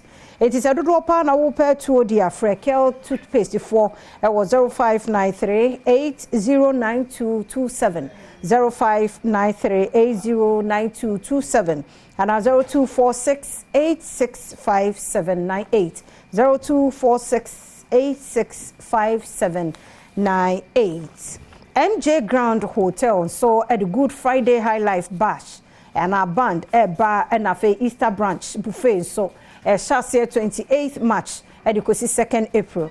Now Good Friday High Life Band Music, 29th March 3 p.m. to 11 p.m. Ti se woni ba bia kwa sa wo makwa wo se de yekokwa wu no a wo de obetimi am yehie mo e MJ Grand Hotel 3 to 11 p.m. 29th March and Easter branch buffet no so 31st March 2024 and we are 12 we are no dumienu edukosi no 9 MJ Grand Hotel East Legon hwa no one more ye no enti trumike woni hwe ye kura no Mr. Yenkonkoji ye ni kakra MJ Grand Hotel na de ni ka wo mumu ne se we are continue awaba oma be fall from airport do be call obanso a rooms no so ho ye fine omaduane so ye de medi omaduane ne nanope na minim se 2nd April birthday no obi be se da booki ho ama me dia fine no de won so aya de nti ba won ma internet bibia nso ye adwuma na do ho ahyemu de makan yachi ebia wo penchemu a 0531 020238 0531020238 and 0540121836 0540121836 now on the MJ Grand Hotel Akasa St. Andrew Senior High School about time Mr. Ope School Pado Ba Akoye Senior High School Fanoko St. Andrew Senior High School omo ye courses ni nyina bi omo board no ho nti ba bia wo bia wetime de wabofra no aba St. Andrews Senior High School now wabehua de for 0244696911 0244696911 and 0207891004 St. Andrew Senior High School now do bano abo eremo wadaroma mame ntwame homra yentie fufuo party ye bo wonka ye senya me ya domo a 1st April Easter Monday fufuo party ye ohia ne wasanka team fufuo ne rere nkwan akokọ ne kon ne da so unya we ya uni ano pe adwuma wo ye didi aduane emu oduo watumi anya energy no de aye adwuma nti 6 am pepepe eye dwoada ebe na se ye nim ha yi a wo wonim kokomrem ne bra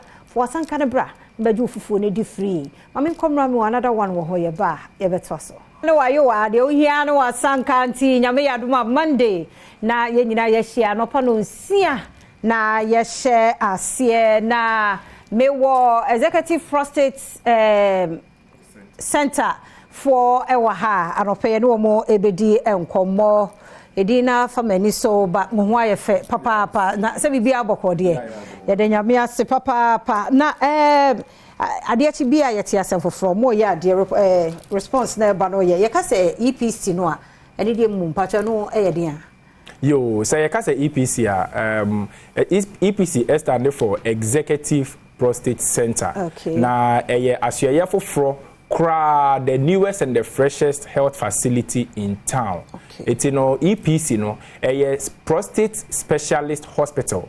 it's all your bear man will battle with any kind of prostate disorder be say ye benign prostatic hyperplasia dodo na ta friend prostate enlargement no yes and I say o de no a progressive ababedu malignant stage aye cancer kokram ho asem na making and I say o de na koye prostate infection bit say prostatitis nini na no oba executive prostate center ye betumi ahwe yi e wo honom pa nti eno na ye EPC eno ni EPC no executive prostate center oh okay na any Ghana Herb therapeutics center no difference in here okay so you must say freshest health facility but you said you're fresh sir if say you're already in the healthcare system no already started as Ghana Herb Therapeutics so you didn't know be bread ebedwaso no to what Ghana Bama ye na ye bedwaso what Ghana man capsules are mema na dia dance no ye na bedwaso so what prostate joy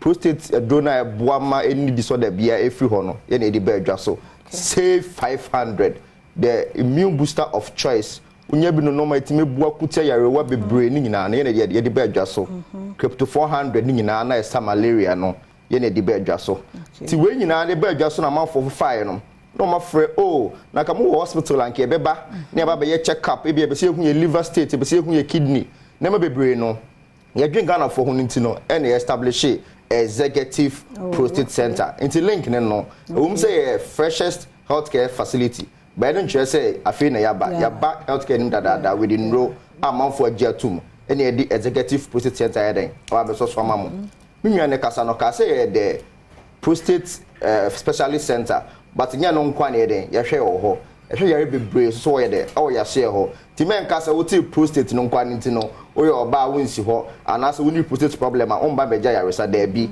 ye hwe na bebre ho other things other OPD cases bia diabetes hypertension erectile dysfunction menstrual problem infertility the obeko OPD case bia the obeko any hospital facility bia no o de ba executive prostate center your hoye de edmount just that ye specialist in prostate management that they all see work there na ya tenetama no but so EPC only a facility no any afofro no difference be no home then mamo da sonko okay the ama EPC e dance from other healthcare institutions and they say EPC no ehonom no ye the newest machines ekukudam bit say 3D ultrasound scanners eno no say ye twa scan ne mawa yare no say akwakɔhye hefa o say ehye chiro say ehye nimu ebetumi eyi sa yare no adan ne disania ye betumi ahwɛ so de ama the treatment a wo hia na o yare a wo battle no ni na ne befi wo de ama afi so ye wo ultra modern lab honom no in fact ye compare with standard labs ewa enkran ha sei no ye lab no ababe kan bi say oba executive prostate center ni ye lab test at the mount lab test be to say full blood count liver function test kidney function test and na say lipid profile cholesterol one na making say yes lab be na the mount ni ye chow say quantity ewa o blood munia a patch said that is the accurate result. Into NMA EPC, a dance from other healthcare institutions. I feel so no over EPC so I don't that NMA dance and they say yeah services no excellent cry a dance over senior staff ebetin nim e dia show a show or kwampamu I make sure say one kasa no yari out the buy no on something fee ho no NMA executive process center so esa a dance the last thing affordability executive process center there yen charge wo honom say wo beko baby akase for 5,000 bra for 7,000 bra and sign ya started treatment yen yen sa e executive process center oba dia oba ya ne say oba beje o card ojo card we are no oba be wu doctor say only need nkomo we are say lab investigations this scan investigations bi wo ho a na eno no wa recommend the amount no wakoye oba ni a prescribe the right quantity of indro a wo be hia no e the amount na yen no ye bibia ye friend say per kilogram body weight and calculated the dose na ye dey draw ne be ma no eti ye honom no oba na ye catch say gina scale so na ye check weight there is a reason why ye ka we num ni na if it's any na ne boa doctors for our consulting room na ma calculated the right dose na o hia no say wo yare no by the time I be fi executive process center ye EPC no na o yare no eso etwa e the amount wow enti ye hwe another unique way so a emamo stand out not? Okay, so they are very proud. Our executive process center, it's a boss say, you know a drone. Because you know a drone now, already know no market no. Kind of a jet to dada. If it's a how 1 year manufacture young drone, a dance from any other manufacturing company. Unse young drone, young is be a quantity her buying near the Abania crash near the IM Miss Shana's concoction be there be. And making sure say active constituency be a plant material be a young drone, yes, I the account. We are additives and as a name anyone who and you free home, then the pure substitute and as a compound day, yes, I the account, you're there, you do. You don't know so no, you're no quack, we are, and making sure the calculated may be a friend of acute toxicity and a chronic toxicity. A say, who's a don't know fun for short time, even any malaria, typhoid, or far 1 week no hot no, acute no far, and go for problem behind the embryo will live and answer with kidney. Obu an yare no a chronic e be so there do so over be 6 months and not just be over don for that long time e be how e make sure say ndo ni hina no e fa woni how long a obefa no o fa pe kom ni padua ni ma problem no kwakwa den e ko ye free one ma e ko fa other problem be en the emerald de be na me ye fa to hu say o ye obema na example obema ho den de akofom wonya do bi na wo fa adonu e bo ma obema ho de e kosoro pa but now adonu e how liver e how kidney one share ya liver problem any kidney problem no ebekuma firiase na sebe ukọ asamando na so be ma na ho de aba ehọ no de wakoye den de ewo ho ti padura onunum no eboa oni padua no enkofa problem bi de emro executive product center in combination with Ghana Health Therapeutics you make sure you ndo ni nyina no very safe and efficacious so sakana no bia enkofa problem bi de emro ti we nyina na ye down so and you very proud say oba ye ho de a you be out the buyer no on fan sanye de esa nkofie Adom ma me location ne contact no ye location ye wo Pilma Hotel in Chen honoma say oba UPS a udu UPS a you pick a taxi no waka say oba Atraku down honom obehu ye billboards akese no e wo ekwan ne ho eti no udu a executive process center proudly kakraka pa white and green e wo honom eti no udu wo so you can call our numbers a e wo screen yesu yi staff the Syria any animotie eba bihia o bebia ogine bia no na yede waba executive prostate center na mo ye adwuma from dabe ikosi dabe so ye adwuma from Monday to Saturdays okay Monday to Friday and start from 8 a.m. near upon 4 p.m.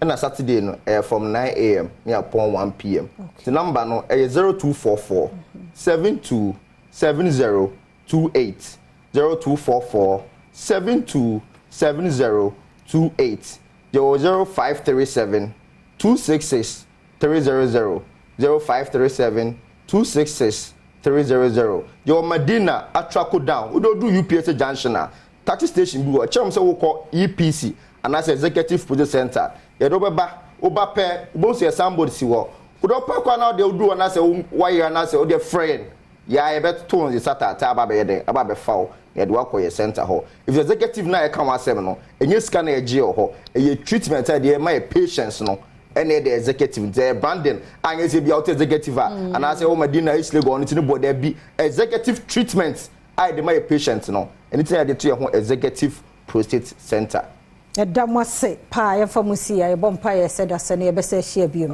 Dada se pa ti ya wie na happy birthday enkoma Elder Alex Poma Jesse wo Breman wo maso Alex Elder Alex Poma Jesse Breman wo maso we ye oba Same Jesse and we show a happy birthday nyame hira nyame nya okese kuzi so be kese pa hana brema kwan na no pay ye nkomo no ye de esie me kwai mamboatema ya krado na ne asanka bafu e ba no aswani so ka kire dadwo ada de ji se nyame ba Sunday so wa manko ade a fufuo be nko abai ye de bema wo ti hie mamboatema ode ahosepe etwaso tim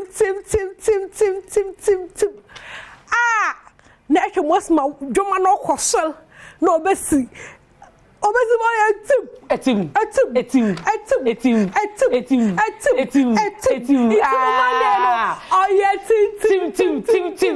de ohia ya wayo ini bibia Fufuna kasa mo.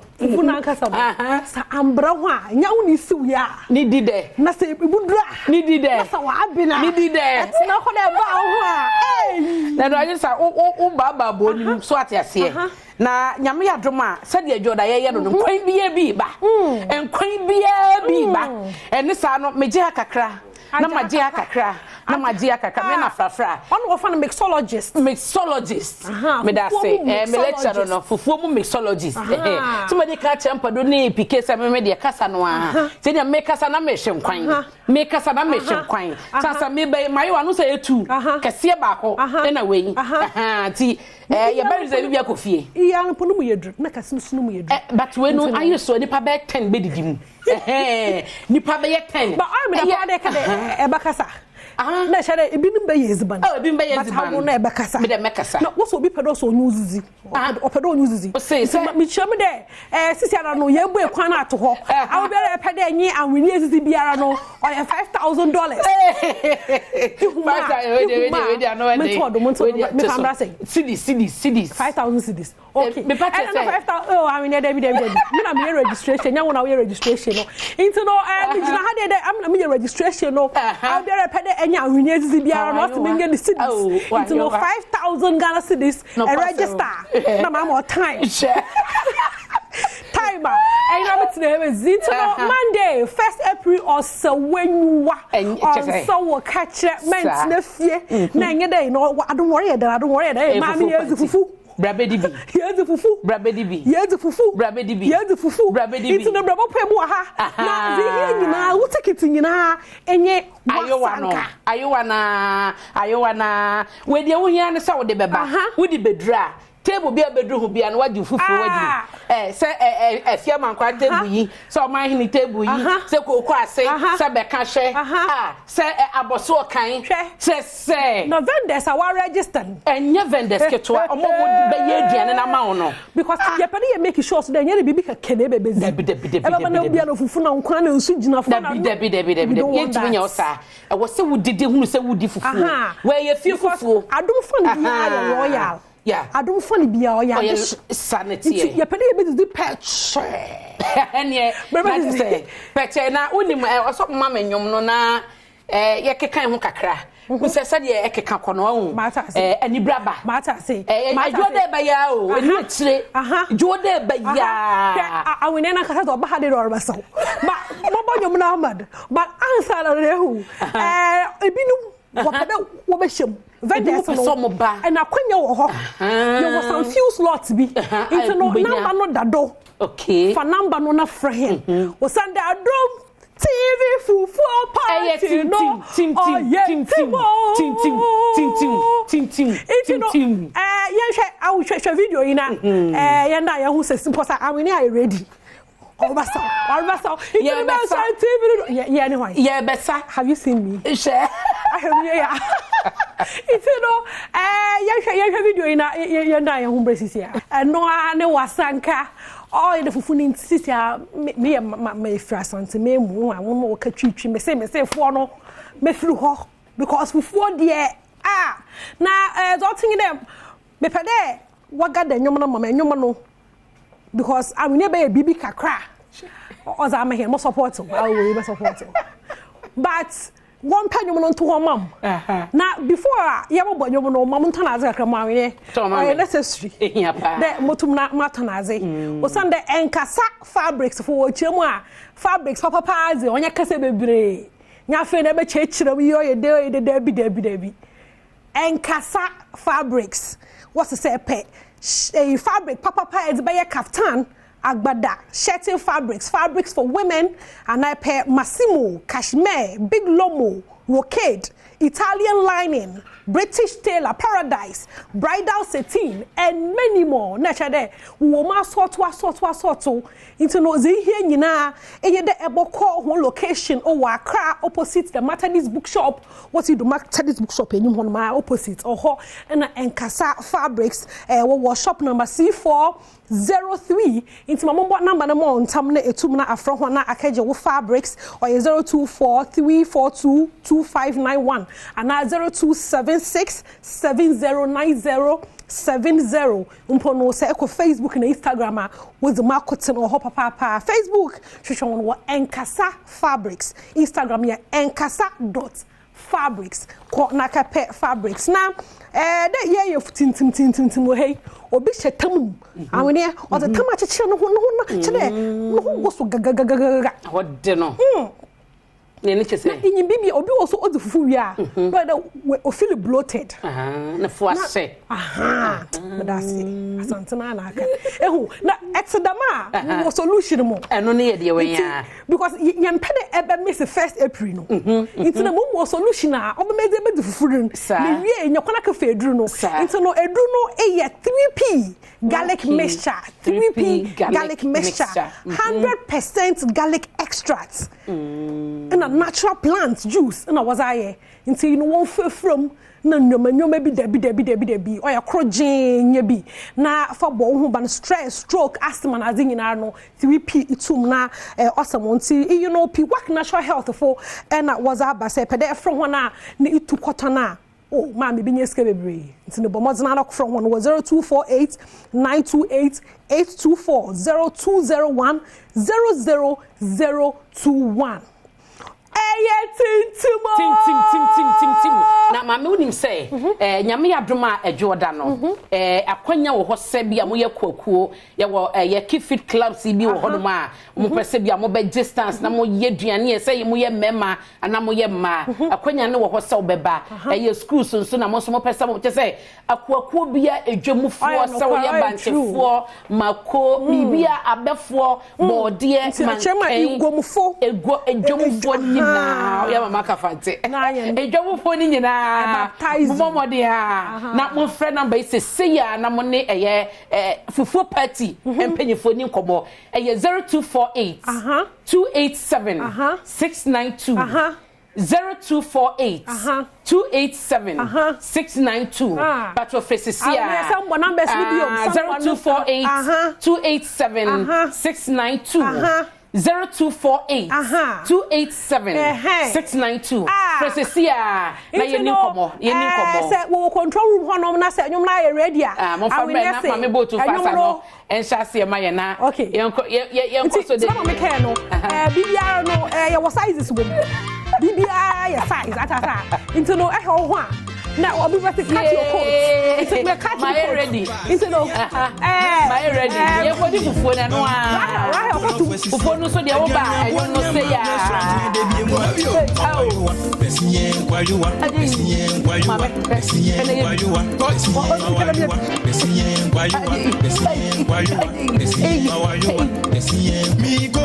me kwa chomba okimi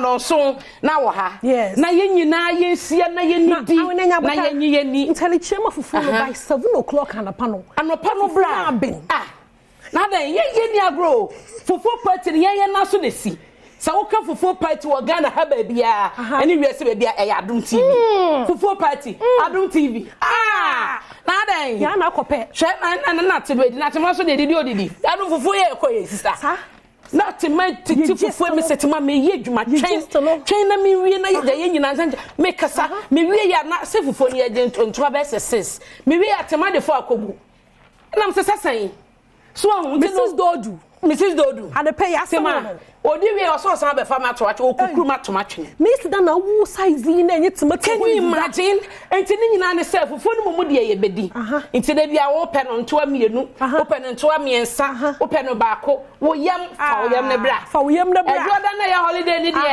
me no Monday ye didia ye be di pa fa yo ane bra na ye nko de 0248 287692 fresh see na yini nko.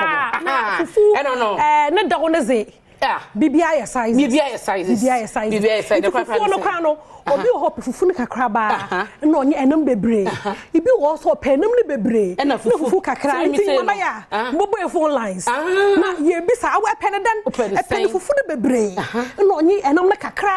Ana na pe enam ne bebre. Depending fufu kakra awe pe ne pe. It depends situation no. Situation. Na ye ka ye situation no. Asa de awe size wa. Depending. Ebi won ma wo hia fufu ne kakra bi. Wo say enam ne ye de e come spare filia se be wonya umre kakra e de na kokwa se be o se emre ba enwe ba akrante ba chese de en hwe me ke pa de na party e wo ha de na me gina brosan no wo joy brosan no soro ho na se hwe foma bush meat no different no I dem na papa no always bon ho no always exhibition because enemy a wo room bia chese wa showcase wa spreading yes ye de gu ho no ya de go ye no are yeah, no worry. Ebe won fa bianko. Na, we no wa ya. Won fa bianko. It bush meet ne dia mo bia won rama yere. Ebi ba ha.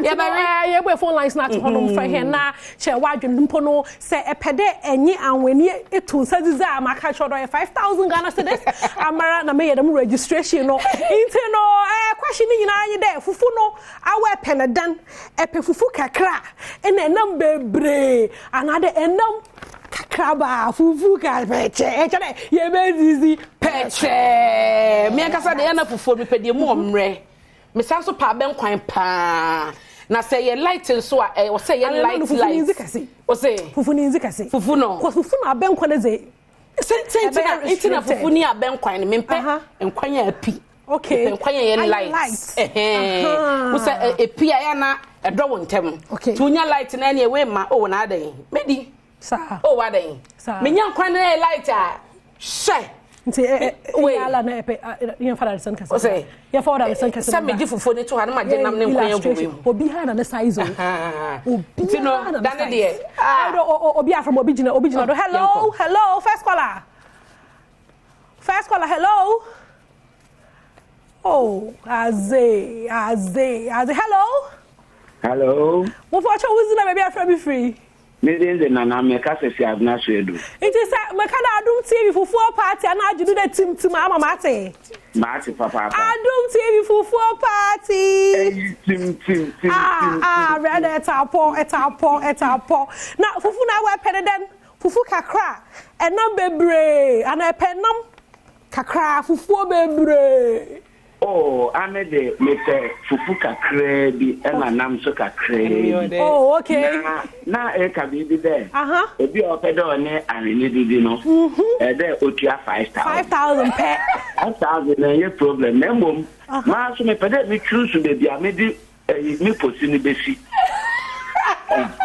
Mi posi no. The pede mi di si anene na chiwo because I wanna don't fit na wo ho na. And then you better schedule. Brother, we put your $5,000. Can see to Diala Baba, we would take Diala of them table. And if I production, what come on Sano, what church when I do now, I came to the down, work out $10,000 US. No problem. No, you wash away you for one number your producer. Now you wash away you my Martin. Okay, yeah, that's a part there. Fufu no pen fufu kakra and don't be brave and then kakra fufu be brave pen fufu the head. Me imagine fufu and pen musu amine. Na say ye koye ye twa promo. Se be ka hwe ho na ye koye ye di fufu eni abenkwan ne che say eh me say ko be ka hwe no fufu na abenkwan easy me say ye obi na fufu na weekend na me ya abenkwan oh be na dey ne kwan no so be man sa no enam no so enam no utim say ho agbo ka hwe guy na kwa me gina free no hello na kwa we yeah hello na kwa me friend Kwajo me kazo su kuma se am ko ohoso na nka fufu de fufu fie na kwa me mo te da se me kada Adom TV fufu party na ajedo da team ai Adom TV fufu party Ah, but a guy. My benya we need that. But more free. No more free. No fufu na we peneden. Fufu kakra. And I'm pek share. And I'm kakra. Fufu pek share. Penden. Me fufu pek share. And I'm pek share. Hey. Brother, to basati. Oh, my pa. It's tell me care my more free pass. I who producer for one man. Not was a story about tourism. How busy free? I say. Mangata, we do any idea what? Ah, what's up? But that's a papa there from Mumfejo. Oh, so hello. Hello, Eja. Eja maintain who TV no do air the man. Best say program. Oh, but you just say you for some like I don't see the yellow. Hello, Eja. Hello. Yeah, it's Manka. I'm a tonka. I'm from Freehin. Matthew. Hey, I don't know. We're free TV. No, I has it. Into no some mechanic Adom TV for 4 party about Jordan. Kim. A guy, papa. Now, what's in there? Fufu no, a penedan, fufu kakra, and I'm peche, and I'm kakra, fufu peche. I was 2 minutes. I mean, no. Everybody me pay, and I'm kakra ko sia da ho. Ko to da ho. Say ko me pay na me pay. Na awu ko sia no pay ne say e be pay mu ne azimo ko kakra shema na. Fufu kakra bi. Okay. And I'm different kakra go so. Only different. And I'm the bed or can free. Fufu na in here di wo ti mi ni bi na me pay. No, more promise so that she and never hear God after this man after dollars no. City say yeah. City say you imagine ho. Mo po try ba man hwehwe bia hwehwe mama me bo atema. Am na me register registration register pa na mama time because of ABC. It's no brother, make just slot am on. Any producer in casa. Na ja one number no 200 more. Mama family caller. Hello. Hey, who's the baby from me free? Pacho me kase free Kumasi Tafo. Okay. Now what for then? Pacho FM Gabriel. Oh, okay. Nti Gabriel, I want to buy my last caller. Now, what's in there?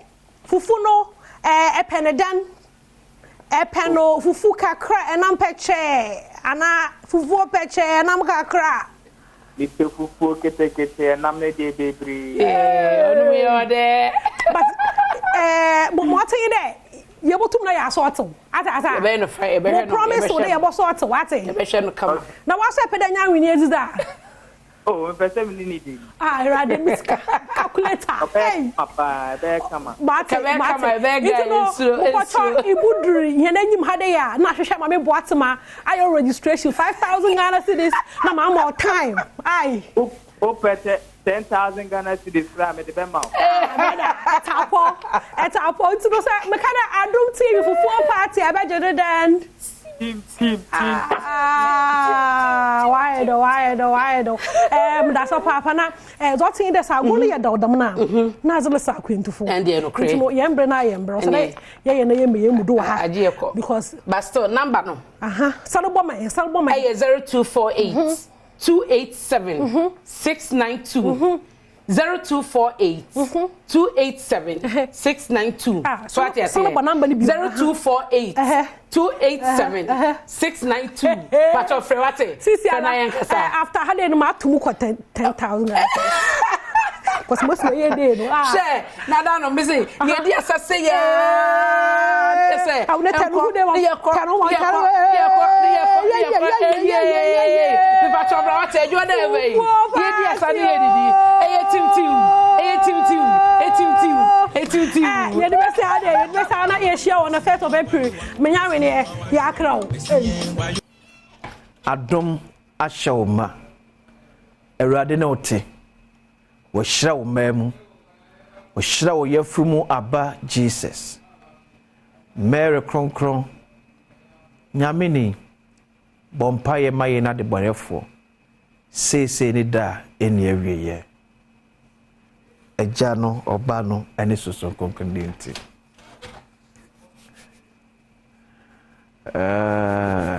Assalamu alaikum.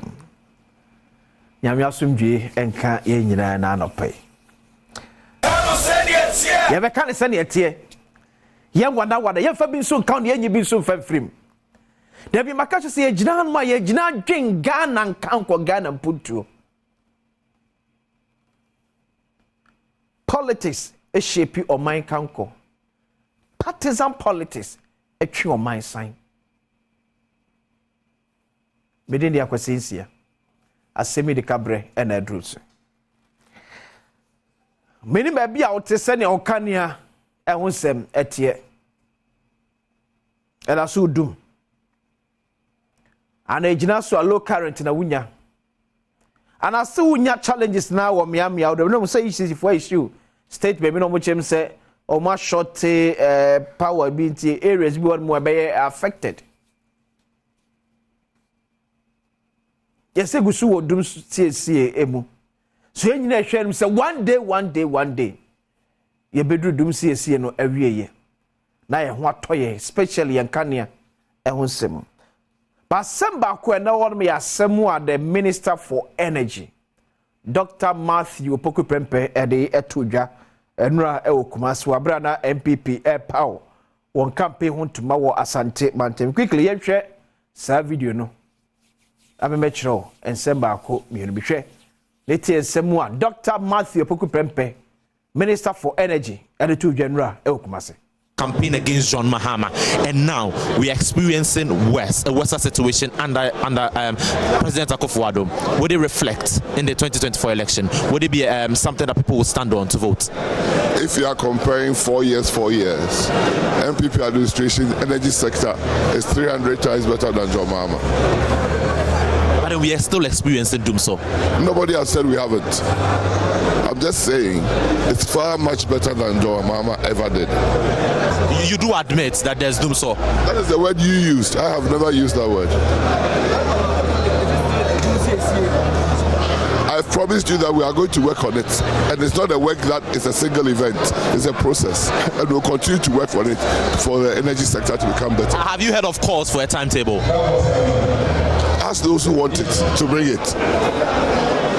They should bring the timetable. If there is, I haven't seen any timetable. So when people are calling for it, say bring a timetable, what do you mean? The ECG says that there's no timetable coming. Why do you want to bring a timetable? What purpose? Why would somebody get up and wish evil or bad for the country? When it is not planned, you can't tell the person. Were you in Ghana under John Mahama? Did you live in this country under John Mahama? Did you live in this country under John Mahama? Did you? I'm asking a question. Did you live? It was equally worse. It cannot be equally worse. Okay. So just gone by and Komoa in Joy News and the Energy Minister, Dr. Matthew Pokuprempe, Edi Enra, Ewo Asante Matwahim Kumasi Emu. And there was one another MPP Amyoko Epau, one regional campaign team Ehuntuma in the region. Dr. Matthew Pokuprempe, and no crisis any paye papa, o paye papa in fear pim, ni penny maso, but a dab bonne kakrabe femino, any efa. Angel penny worker said be say, Buamiko si Marie, obetimia.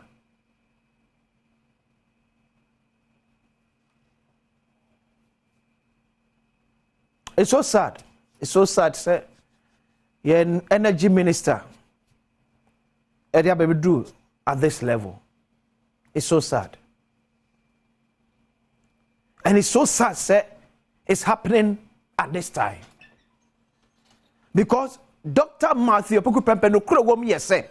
Efibra NPP amyoko efa Ghana banwa kese ebesi enne afia ye womu ehun komo ayedi at least MPP aye bietimi sustain ye kan amenesi so so omani kwa ye him at this time amanfo hian kanea epe kanea de di wonwuma ahwe won fie ama won costo saudo etimi etumpon enyinya this time Mr. Minister, this is not the time you will throw tantrums at us.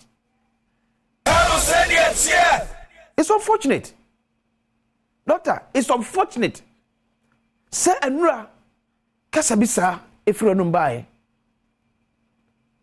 Because people record your success story at the education ministry. Oba energy ministry so my papa waye at least me say for the past 4 years kra na ba ekura no and the previous years na ban yenya at least can ye gina so kakra dia mayen as compared to baby and free eba but ya ba bedru hanu ya bedru because there's a challenge somewhere. Doctor, there's a challenge somewhere. At the Ghana for na abo wabaso acho money yo I say I'm partner Paul by no ABC the success said you are recording. Say the same kind of phone air complain at this time. And you say be a time will no. I don't say it yet. Yen time will yen chiwo.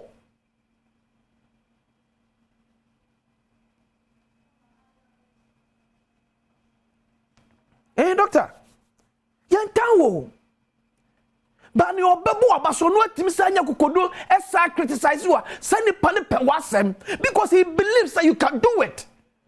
And I want point out some of the dots na wo wo no. So panim woni nko ho.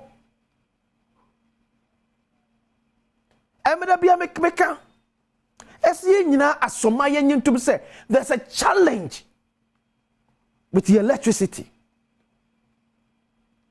Nya MPP nya NDC.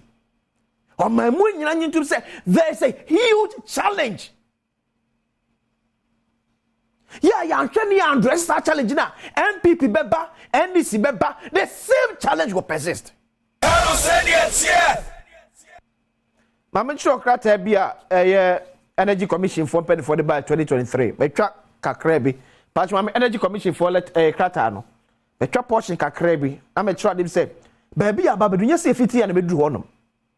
Ye free baby na neighbor and your boy koko krata way every energy commission just electricity subsector as of December 26 2023 Ghana's system peak load stood at 3,680 megawatt representing a 4.3% increase from the 2022 recorded peak demand. 80 shebabia ni yako 2022 about 2023 yakoyenim tie no mkafa 2024 in 2024 system peak load is estimated to be 3,788. Meanwhile 2023 we are around 3,618. So energy commission kuraji to say ye be ura afiwe mu no ye peak load no ebe kosro. And can you be at our peak time no ebe kosro. So the question is Electricity Company of Ghana, VRA, Gridco, Netco, what was the measures that you could have come to make sure you bet me cater for any shortfall be a baby? And this is Energy Commission. This is Energy Commission. Abanye dumekuo. You book compo a boot to suggest in the name. And what I say 2022 dear no 2023 dear corner by 4.3%. And 2024 system no peak nimbe corner nim. Tieka say peak demand number be high. It's not see say and be high. Near nim dada. And the main crata na yen kenkan ECG. VRA. Gridco. Netco. Ye men crata na yen kenkan yana. Me say there's a challenge. Yes, so can no back catch my time. Say but you see, my issue is it shouldn't always be Mahama Akufo-Addo. Because besides empenifo na ya pom as ministers no, omo generators omo fio. Ya Ghana sika de toye.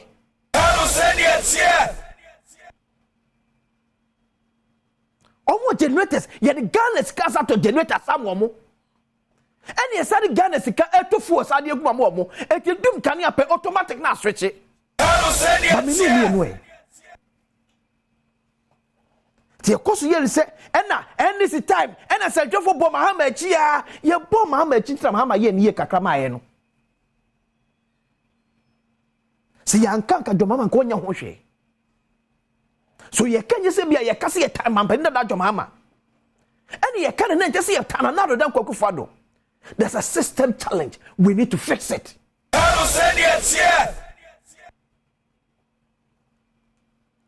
Tieni MPP ye NDC sem na mfa film o ni ye do election e tieni NPP for so dia kodum so hey ni ajo beda sum onyuma begu e no be some penda that John Dramani mama be catch us ade to na ba mu adum so bae no won we show bia so won che bi da hwe pa do trafie ada eno ne mpa ya body am ye ho asoman ana. Is that our wish? Because be any partner or power ndiana. Let's face the challenge head on. As of mine. Komenika kato say MPs ministers na office say ye defend omo and I say me en kebi mavo omo omo na banya to generator de omo. If you don't think komo say ntwa danka. Ontwa light bill, ontwa water bill. Any asa money generator. Any asa tofu odi agum ya man. E to ntinu de bia fu awom. The generator nyese kane de no opia kwa so. Kane ne dum ya within best 1 to 3 minutes. Pa. Ne jadem ta. Now no match them. Mo sense mu an kuta fan. Unkuta fan na kuta book. Who say ya. So we can't continue to do MPP NDC. Let's tell our leaders to face the challenge. Let's tell them. It can't be used business as usual. Mampeda da Mahama de eba betru baby. Na nado dan kwa Akufo-Addo ya ba betru baby. But ye hu se sa challenge na ne egu mumre bi no ye ya sa ben ho. Kwa be ne betimi afa so be free sa challenge ni mu. A generation challenge. A distribution. A day. Kwa be ne betimi afa so ye betimi deal with that.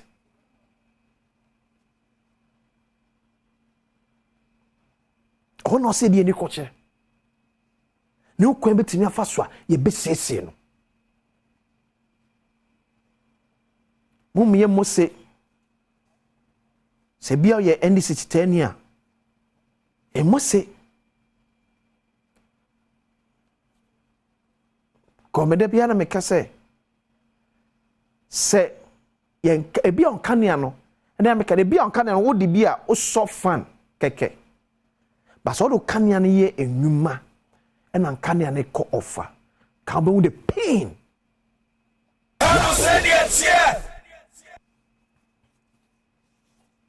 What?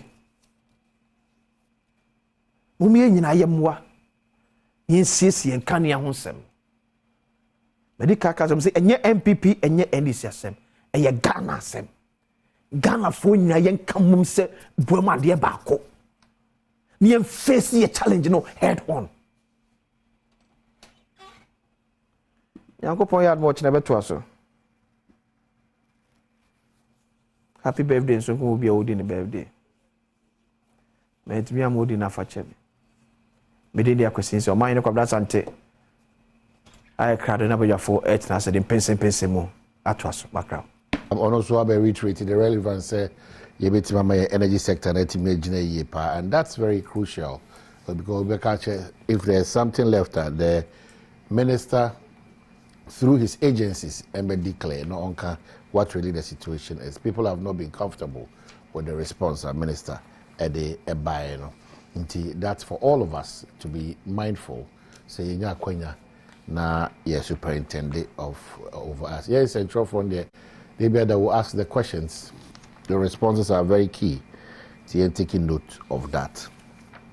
na menda Kel brands na se one on the Kel 360 toothpaste abedwa so na Kel Kiss toothpaste na Kel Charcoal toothpaste abedwa so when you know airport here airport was no na afi etimama enka no aye kama na afi osi echi nam no so etimanya ahoden so kokora opeto otododo na nkasa afre 0593809227 or 0246865798 no timi no akasa na maka o say adom kwa Easter no ye sha say ya wade da enimi near the fro beponent ye sha say free Linda door Bonsu Junction a year 28th of March na fe ya to Saturday 30th March 31st March na ya ye hwehwe nyina bibia kama ye dia ba wi enti ye fro beponent dia kan we say amrado ne raskuku ni 80 dancers Kasahari soldiers any obuasi betters Guinness and Levens cooking competition and afi a year Kid Footy Cash Soccer League omo nyina kan wa ona so aso kwanso Global Lightning Franco Trading Enterprise Coronation Insurance Novus Drinks and a DVLA for ona so aso kwanso so tiko yenye ho enfrim na makai obiam say Easter Monday no so no yabon de rachel papi a fufu party they brought tontom tomato mix ya da almost DBS Industries or Boase Betters Franco Trading Enterprise Inkulinu Palm Soup Base saa nyumakwe asoya say on Easter Monday yemfa a Adom fufu party no yemfa emrel. A quick reminder and yako kasien koma Ejumera Fox FM and Hot FM era Francis Pokuduna for Afro Unia Bako da form Bako pe the late Madame Helena Echa Poku Afro Dodona nim no Kumasi Nkran era Francis Pokuduna for Afro onona Hot FM and Fox FM dia nti ninua ba Audine Bako Radiator Safrin. And now we're down at Bekoso Paraco Estate, 6 a.m. to 6 p.m. on the 4th of April 2024. In Tienshen, so Yankotai, a year era Francisco Quadra from Afro, Yankotai. We are back to studio. We are trying common so, and he has always been part of us.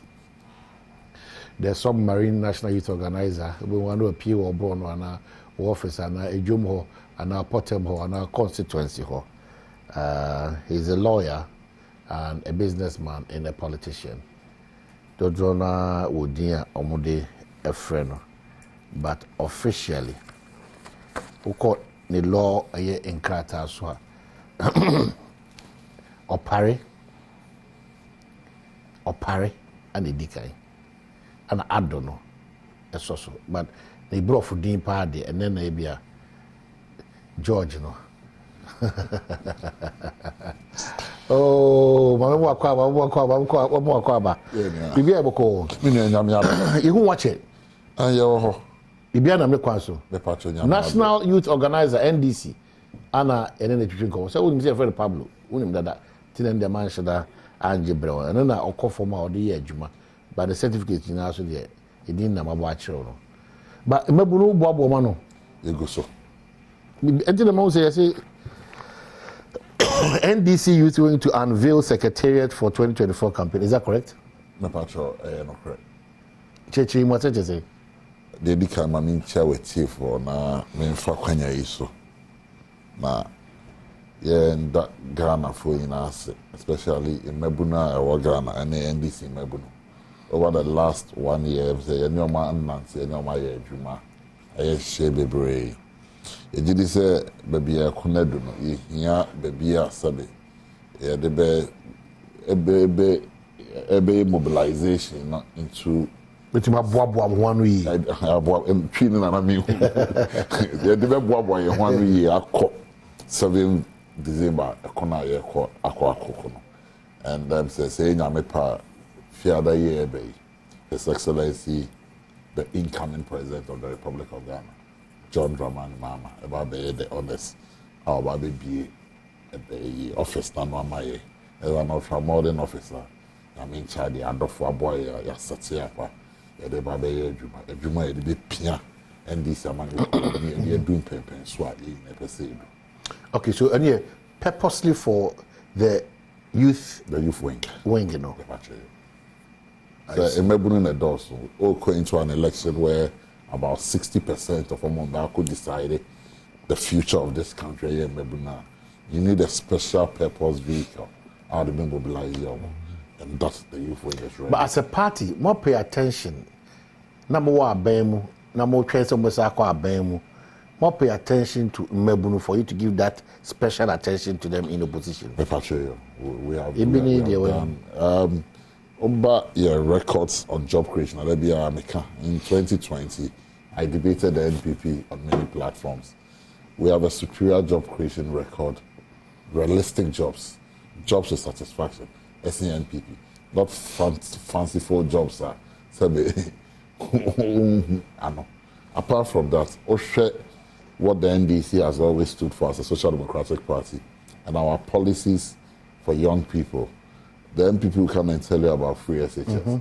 But free SHS did not just start. Free SHS in your mind, because somebody had built the requisite infrastructure. And my free SHS, they take care of him. Who is that person? John Dramani Mahama. Any government that invests in buildings,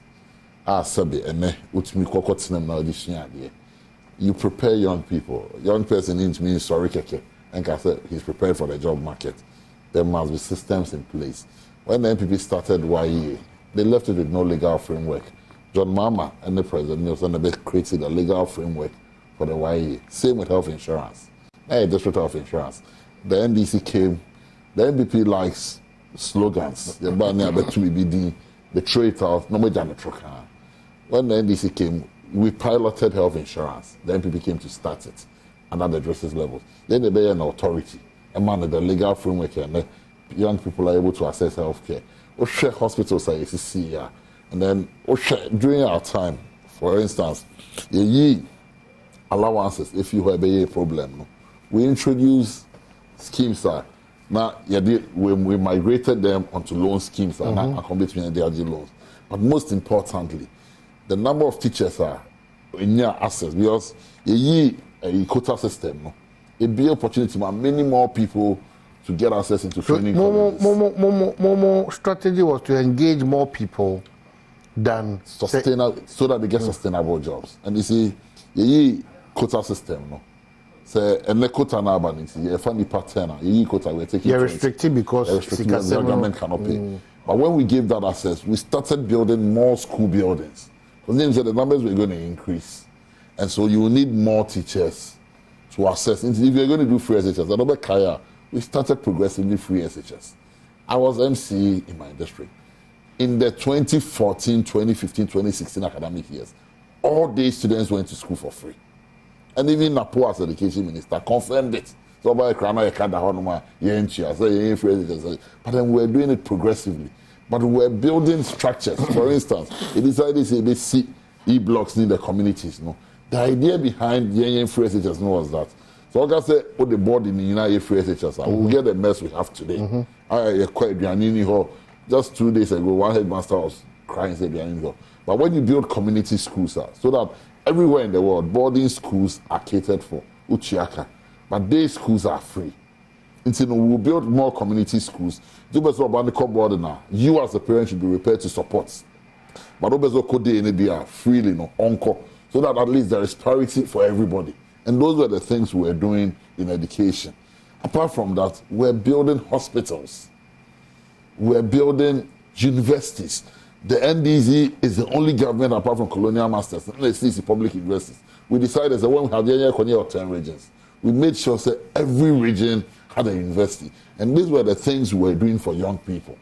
So you cannot write the history of this country with youth development and take out the NDZ. And even in our 2020 manifesto, President Mahama, a commitment said, because young people's issues have become trending, we're setting up a ministry solely for youth development.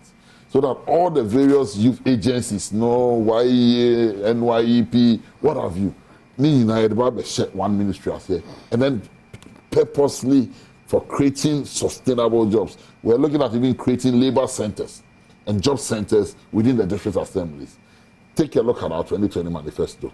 I have seen excerpts and bits and pieces of the new one, and you can see the whole manifesto for the 2024 elections is on job creation. Okay, so you've just joined the National Youth Organizer for the NDC and back on the youth. I think it's an interesting thing. Well, would you say 2024 about to your party oda mabuna no specific no omonya sa enthusiasm no ahokeka no ene opepa ne se ono be sa gibre akoto santene say yento about, because if you talk to them traveling across the length and breadth of this country, now there's one thing that air passes through sa ahokeka na nipa be sa dia ko akoto santene to aba no sa gidie na nipa benya wo one air press on by candy for no Shayana is from. How do you work around this? MPP for now disappointed on my buying, and I'm person affecting the general public. But I'll just give you an example. In the just ended district assembly elections, now the I we saw too many inconsistencies in that small election. Too many inconsistencies. But that is beside the point. Who the enthusiasm of young people participating in district assembly elections are measured. Traditionally, assembly elections in year elections are the level of participation and the contest are it only tells you one thing: people are tired and they want change. And in areas that traditionally the NPP strongholds, non-NDC aspirants, known properly, even though the assembly elections are non-partisan. But say, will be our party people who were known, and in previous areas, maybe constituency, okay. For the first time, areas are not yet known NPP areas. What's the NDC t-shirt that crown me contest the assembly? NDC people who are known were winning elections there. You know why? Because they had bread. And the level of enthusiasm, we've traveled around this country. There are places ordinary the people were hostile. Hostiles and someone near Babeko, but they will not even come up to come and meet you. The number of people who troop say it's the NDC for Abraham, no more pay babons over the weekend I was in Ashanti region. Because you want one. It is the NDC National Youth Organizer Abba Kronimono. The number of people who came up Antoine. And you know, go the one Pamoma who is at the guitar man in the uncle. But those are normal commentaries that are normal. These are not normal commentaries. Election time, just to get I have been in this game for more than almost 20 years. We can be tricky sometimes. You know my level of politics. When you say I am an objective politician, and yeah, I'm a cultural saying here. The level of enthusiasm on the part of young people calling for change, even on social media, follow the trends. We say we all do analysis. So what's the basis of that change I'm calling for? That this government did not. This government has not performed. We're fairly poor. This government say script now. And our hope now is the NDC. But the NDC has always been a better alternative than the NPP. Okay, so remember those options now. Exactly. So who Busa said almost we're fairly poor. Script and council Kalama saying 1/10. If it's over 10, the reason being that total non-performance. Is that what you're saying? Absolute failure. What you have done is that there's no room for improvement. Because teacher Nibia meme market there. No room for improvement. I don't want it. Room for improvement. You know why? Let's take sector by sector. Let's start from security, health, education, energy, employment, roads. No, look at the truck. Oh, Debbie. When they declare the year of roads, when they declare the year of roads, we don't better have year of roads. So we from a quarter. Year of roads. Almost all our major roads, Anaka Airport to patch every year maintenance. When was the last time you saw maintenance on most of these roads? Forget about roads, no some more year, election year roads. Forget about them. No, it didn't. No, Wadaroma. If you want to situate it, it didn't start because of election year. Election year roads. It's been part of the process. The whole of last year. Find out from Now, my election year. Me say, find out from Ghana Highway Authority, Federal Roads, the whole of last year. Did they do any road maintenance? They have admitted that maintenance for the past 2 years. 2 years have not zero. Yeah. So what are we that talking has about? Been also the mess. It's already roads now, you know. I am maintenance and also almost all our roads are in a bad state. Healthcare. Do you know the state of the health insurance today? You know how many months arrears? They've cleared it. Almost cleared it. When was the last time you checked? When and I'm saying, as of the time Dr. Oko was exiting, that car a car a manageable than a car better. Oh, it's not true. Oh, it's not Dr. true. Dr. Oko did this press conference. It's not true. Unless maybe something. We know how the NPP has always managed information in this country ever since they came. So a tron happens. But me say, call the health facilities. But and then how many people are even able to use their health insurance? It's being used. But see your specifics. No, but you're careful with what we say. But you know, I do factual things. Yeah. Means Pele, I'm in sure. But I'm telling you, sir, health insurance is in a worse state than they met it. Education is in a worse state than they met it. Every sector of the Ghanaian economy. And then you let's come to basic economics. Basic economics. And now a gallon of fuel, you're saying, petrol. A gallon, you're saying. You're going to 14 cities, you're saying. Fachemi basan kuntebu ni anu mbezi ibebu no. So he bu ni sa de bia de be koyechi. Bien koyechi. Ha because o yes ape. Ti o yes ape. Obi ko ko fa free. Oh Rollins was there say. Oh kuku na say. Oh atame the kind of promises Mahmoud Bawumia, doctor. Yeah. And Nana Dankwa Akufo-Addo a year to Ghanaian. To the ordinary Ghanaian. Let me put in a reminder. Dr. Mahmoud Bawumia has never been elected. Oh no. But you see, it is a combined ticket. You can never say the electoral commission. No, but it is part of the prerequisites. Yeah, the two elections. So Akufo-Addo did not go to the electoral commission and file alone. He filed with his running mates. But the SSC. We voted for Akufo-Addo, but we voted for. So he's part of the team. He's part of the team, and then Akufo-Addo now, who is the president of Ghana?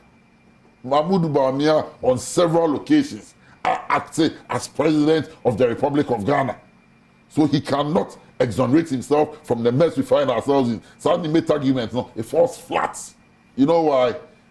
Now, driver na boy and I mate near the car, Meta, one no driver, I take car owner trouble, and I say if I can insurance, I have to be that. So Mahmoud Bawumia should not, he could have come, Mahmoud Bawumia, that day he got the opportunity at UPSC. There was nothing wrong apologizing and admitting that. Apologize for what? For the mess he's put Ghanaians in. But he's not in charge. The president admitted. Say all challenges we are war as a country, no. Say bibi koya eyo no bibi ankoya etocho. For instance, it is a combined. Or say one of the core responsibilities in your manifesto writing are Professor Jenana. Say education. Exactly, and she did very well as education minister. And I can open. You are concluding. No, she did as education minister.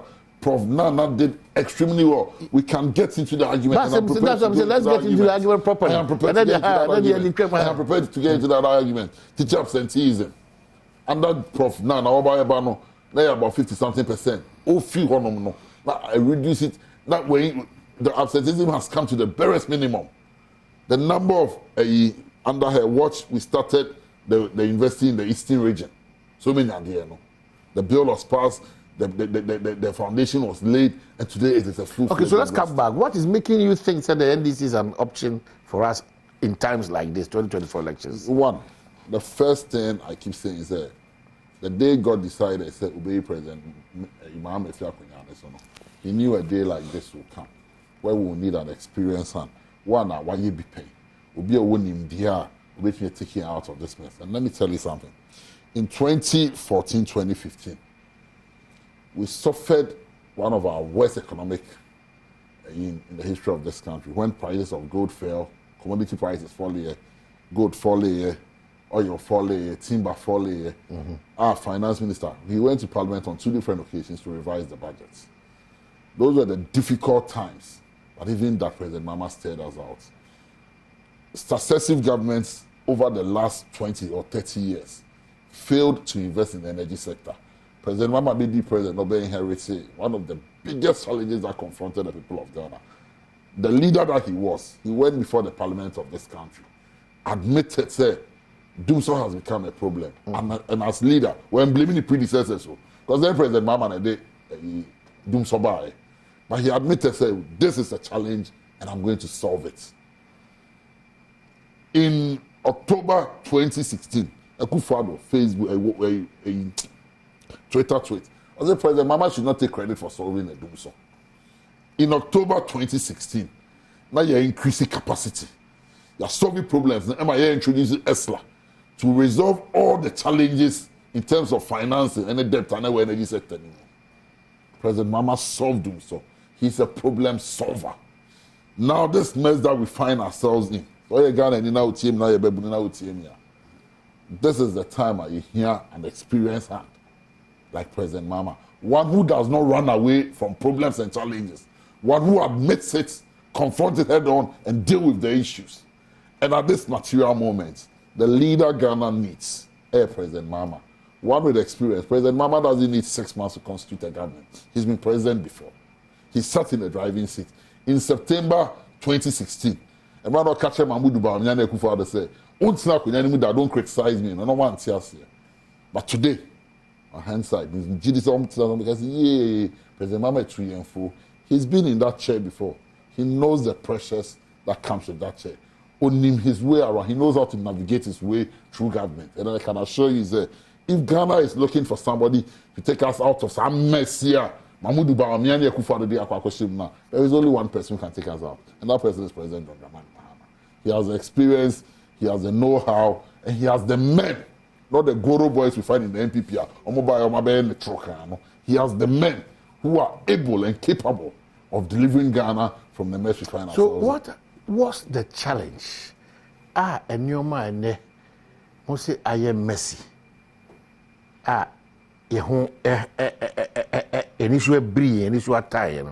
What was the challenge in here? More to me unsolve all or most of these challenges when you had the fantastic opportunity to do that for us as a country. Why? Because now most of the proposals that you are putting forth, proposals are, it comes back to say, hey, you have all these fantastic solutions and ideas. What was the challenge then? And how are we guaranteed now that your challenge, you've overcome it, the solution, we can trust that you give it to us? Governance is not static, it's dynamic. When we're in government, the problems that confronted us were confronted head on. The biggest problem that confronted us was energy sector crisis. We came to inherit a problem. Our country was growing, development was expanding, successive governments, including the previous NPP administration under President Kufuor, had not planned, because between 2001, there was an industrial boom around the world, and Ghana was not left out. But from 2001, when they encountered Doomsday in 2001, Kufuor toy machines. Kufuor himself did not build 1 megawatt, even though he started by looking for funding. And so for a period of 8 years, we were always in the year T1, Abuazi was saying for. So at least something had happened. But for 8 years under President Kufuor, that was the time the world in economic boom now. Things were happening all around the world. When we came in, and we also engaged in rural electrification projects. So we expanded Nipane outreach, and all of us were dependent on Akosombo. Climate change also affected Akosombo. So hydro was no longer an option. Then in 20, under President Kufuor, under President Rawlings, there was Doomsday. That is when Odi T1 about under President Kufuor, there was Doomsday. But it was the mining companies, Doomsday by Nomankasa, Edibe Tetus, 40 megawatts, building for mining operations. And government itself did not do any investment. And they also for Kugu, Akoso was on Mombompa and but in the 21st century, so when President Mama came, some problems were in Ababe. And that was the biggest problem that confronted us. What did President Mama do? He confronted the situation head on. he decided that he will increase capacity by building additional terminal plants. No terminal plant is built over 2 years, minimum 3 years. But when the problem started, the leader that he was, he resolved and solved it. Now you want big debts in the energy sector. Now successive governments are piling up. President Kufuor the Tory recovery levy by it's kind of fire. So all those debts were there. What did President Mahama bring? ESLA. A multi-purpose vehicle. Near the raising funds. Near the best service problems. Even the NPP fought ESLA. The ESLA could see our as I increasing the time. The things that government after government more fighting and more use the ABB. Then let's proceed. Then we encountered the economic challenges, not commodity prices falling. That is when we call the Senti consensus. But when that happened, we realized importation of rice, sugar, and our poultry were killing us. What did government do? Government met rice producers and our pharmaceuticals. Government gave pharmaceutical companies in this country, I don't want to mention their names, but almost all our big pharmaceutical companies are buying Temsca. Some were expanding on more operations. So that instead of saying a very imported drug, because that was what was affecting our currency. Because almost it can't be imported. So imports less, manufacture here, now you saving currency no more. So we can correct the deficit with our trade balances. He did it for rice producers. He met rice producers of Yakadam and said, who import 100%? Import 60, produce 40 locally. That is how come on President Mahama, a lot of rice mills started springing up in this country and our rice production cost. We did same for poultry. That is when we started the broiler projects. And we're giving broilers into your top beds near their farmers so that broilers would go up. And then we looked at sugar. Because Sana Sanyama for sugar, rice, poultry, and then pharmaceuticals. It was taking about $2 billion every year out of the Ghanaian economy for imports. And what they say is scanning in our car, and our currency will suffer. Because you're not bringing in that with imports, with exports. Because the imports was taking more than the exports. Then we started the Commander Sugar Factory. And so we had systems to solve all this. And if we had followed through, and yet, trajectory nearby, you break here and this now. I believe our currency will not today be at 13. So clearly means that Oman and Kasa were issues because what you have said, one, what you have said, there's this release from the ECG talking about say, who could hear saying CCB and CCB Juma on Omonium Juma. We have a difficulty in now believing what the ECG is saying, but you want us to believe what you are saying that during your times, the crises were carried over from one administration to the other. That's why it took Ghanaians almost 4 years to breathe under the fix-it man, John Mahama, I'll fix it, even though there was a challenge. So why are we not giving same room for the ECG to operate? Now quickly, the Air Force said, we should declare, we should have this conversation. We should declare, say, load shedding timetable because baby during there we cannot run away from the fact that we are in the system. When the body mandated to do that stuff, it's saying otherwise. You find it difficult to believe the ECG. You find it very difficult to believe the ECG. You know why? Because almost if there is not a problem, you don't fix it. There is a problem and you are fixing it. So if you are fixing something and it is causing us inconvenience, give us a timetable. If I'm planning in life, there is nothing wrong with it. Because any problem with it has become one too many. Sanka, we have technical people in this country. Yes, MB before school and Yamubu school time. So there are engineers on both sides. It will be catch them and say, we now say, now fix it. You know how long it takes to fix something. Let's say, who see terminal planter is a minimum of 3 years. Under the NDC, you see about 4 or 5 different terminal plants. Any of this we do so. Apart from that, the emergency one said by it is Ameri. And other one, what was it called? We brought in 2. Just 2 as stopgap measures. Today, Ameri has become property because you go through the area. So as I say, what the ECG is not telling you and I don't blame the ECG. I blame the energy ministry. You see, Omahine say, if I'm going through a challenge, Asaba Napoko can when they speak about Napo and his post-trainer, I pay for electricity. I am a consumer. I'm in a legal connection. It's a service you render and I pay. And so as Minister of State, I expect more responsibility from you. Now say, maybe and when the journalists ask questions, you don't ask for yourself. For the people. You ask for us. Until it's old Bissau, they say, but even the PURC, I qualify for timetable. What does the PURC know that I don't know? Because they regulate that space. So if they are even asking for a timetable, and you, the minister, arrogantly tell the people, say, over a timetable like a fabric. Why do you push it to an arrogant response? That those who are calling for the ECG, it's the PURC. Can you listen to the minister says? The minister says that the ECG says that there is no load shedding. So those who claim there is load shedding and timetable should be available, they should provide a timetable. Maybe they know much more than the ECG. Who regulates that sector? Isn't it the PURC? So they don't know much than the ECG. Why in the regulated sector? Any PURC. The PURC is asking you to bring a timetable. And if anything, if the ECG is not bringing a timetable, you, the minister, has ultimate responsibility by asking questions of the ECG or asking, say, why is the PURC demanding for a timetable? But you don't trade back in our face. Say, why would demand a timetable, bro? That was an arrogant statement made by the minister. The minority, especially my good friend number 6, John Jinapo, maybe an or 12 man say, but that question came from a journalist. Okosia John Jinapo, parliamentar. He's Oyo MP.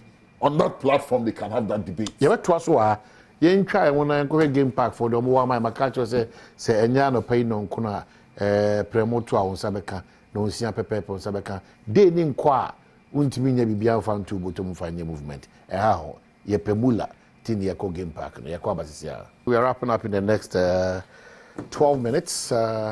Men Cow say a higher Badwam on Adom TV, multi TV. So, number Cow on the 1st of April, when I made Adoma, the day brown a full party or multimedia. A Jim Kumhaya, a block of baby, na yabi difufu, animal kwasa, and then we make friends, you know, business connections and contacts. Every boy, yepa. So, on the 1st of April, Bayafro Bepona Kwabano. Check who be pon ya kwaba no ye share de na se ya wade de anim ya 28th of March na ya sha se wo Lendador rest stop Obunsu Junction fiada no so no ne asa akọ Adom Park yakodi adwuma e wo honom eno powered by Guinness. Saturday no so Asempa FM ko Easter Games no Obomin AstroTurf no eno powered by Kid and 590 Mobile. Now, Macau say Amra Doni Rasku Komutuno, powered by Oboase Betes, Omabania Bedin Komokama Asa, Ama Bibiati Makoso. Macau so say, one also say Lavon's tomato mix, Oboase Betes, Kid, star 959 hash at the same DBS Industries Limited, Star Beer, Shine On, Guinness, Black Shines, Brightest. Alaji Vision Eye Clinic, Global Lightning, Franco Trading Enterprise, Coronation Insurance, Novus Drink, and a DVLA. Co Shenenso, Enko. Na Kel Brand say thank you for patronizing it. Kel 360 toothpaste, Kel Case toothpaste, Kel Chaco toothpaste. If I be a toast, I be a come on 10 minutes after 9. Nana B so chow or more cocoa. No, who's a organizing covers on Coco? If you know, yeah, Kathy, yes, Tommy Korea, who's also he also go. Yeah, Easter way very well. Okay. Yeah, started Friday. Okay. It's Friday from in Coco. Okay. Yeah, activation. I can't put the paper on this. Saturday, so your activation work, paper on this one, and then Sunday, yeah, Easter walk, and so His Excellency President Mama Crabbe Jane. Oh, okay. Sunday, All right. See, I'll say Konana, Moses Salam, no more Dianica. Moses, I hear Easter egg, say we are coming. So unity walk you there, but it is possible unity walk. It is possible. It is not possible, no good. Signal now weak. You can understand. So we are back. National Youth Organizer for the NDC on here wrap up. Maybe we are madam so say. Nyoma be 3 bi. E be free whole party ni mo sense we abeg na buy way so. Maybe we need to see me cancel that about quickly. Maybe party the sense be anymore. We party a new party won come on. Is that so protective of your party? Oh, because it's a party that is ready for power. So we won't know distraction. I already said I see. So Nyame Adoma 2 slogans. Ye twaso and I twaso. And a bit dear him Nyame Adoma 7 December. But under the watch of His Excellency Nana Dankwa Akufo-Addo, Nana is very boastful and very proud. Say, why ye be a Ghana for? Maybe you support him and maybe point out why be. These are the challenges. Ana or performance debi a dear kwachi. So under the watch of this administration, any rightful thinking Ghanaian of sane mind will tell you that this government has taken us in a negative, in a very backward direction. The car is in a ditch. Sabi, baby, Ghana akwakujina. This is not a social contract. This is the worst government we have seen. There is nothing this government can tell the people of this country. But you travel outside Ghana, outside this globe, and you understand that we are in global crisis. Maybe I'll call your shopping in our town, no money, and your money what tell you.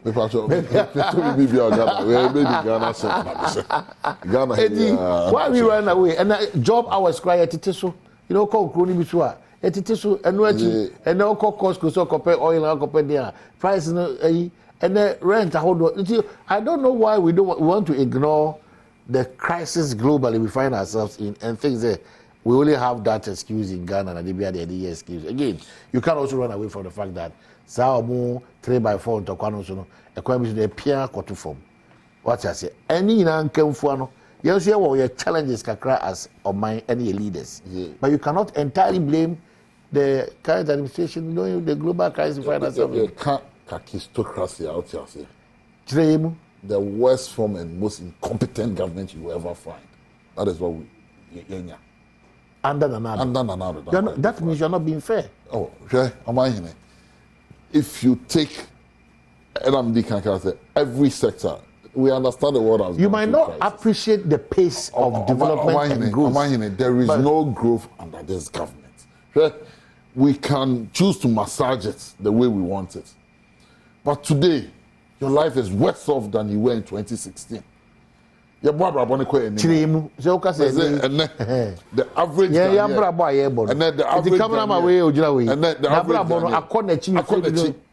than yours in 2016. The average Ghanaian is worse off today than in any other time. Are you sure? Oh, of course.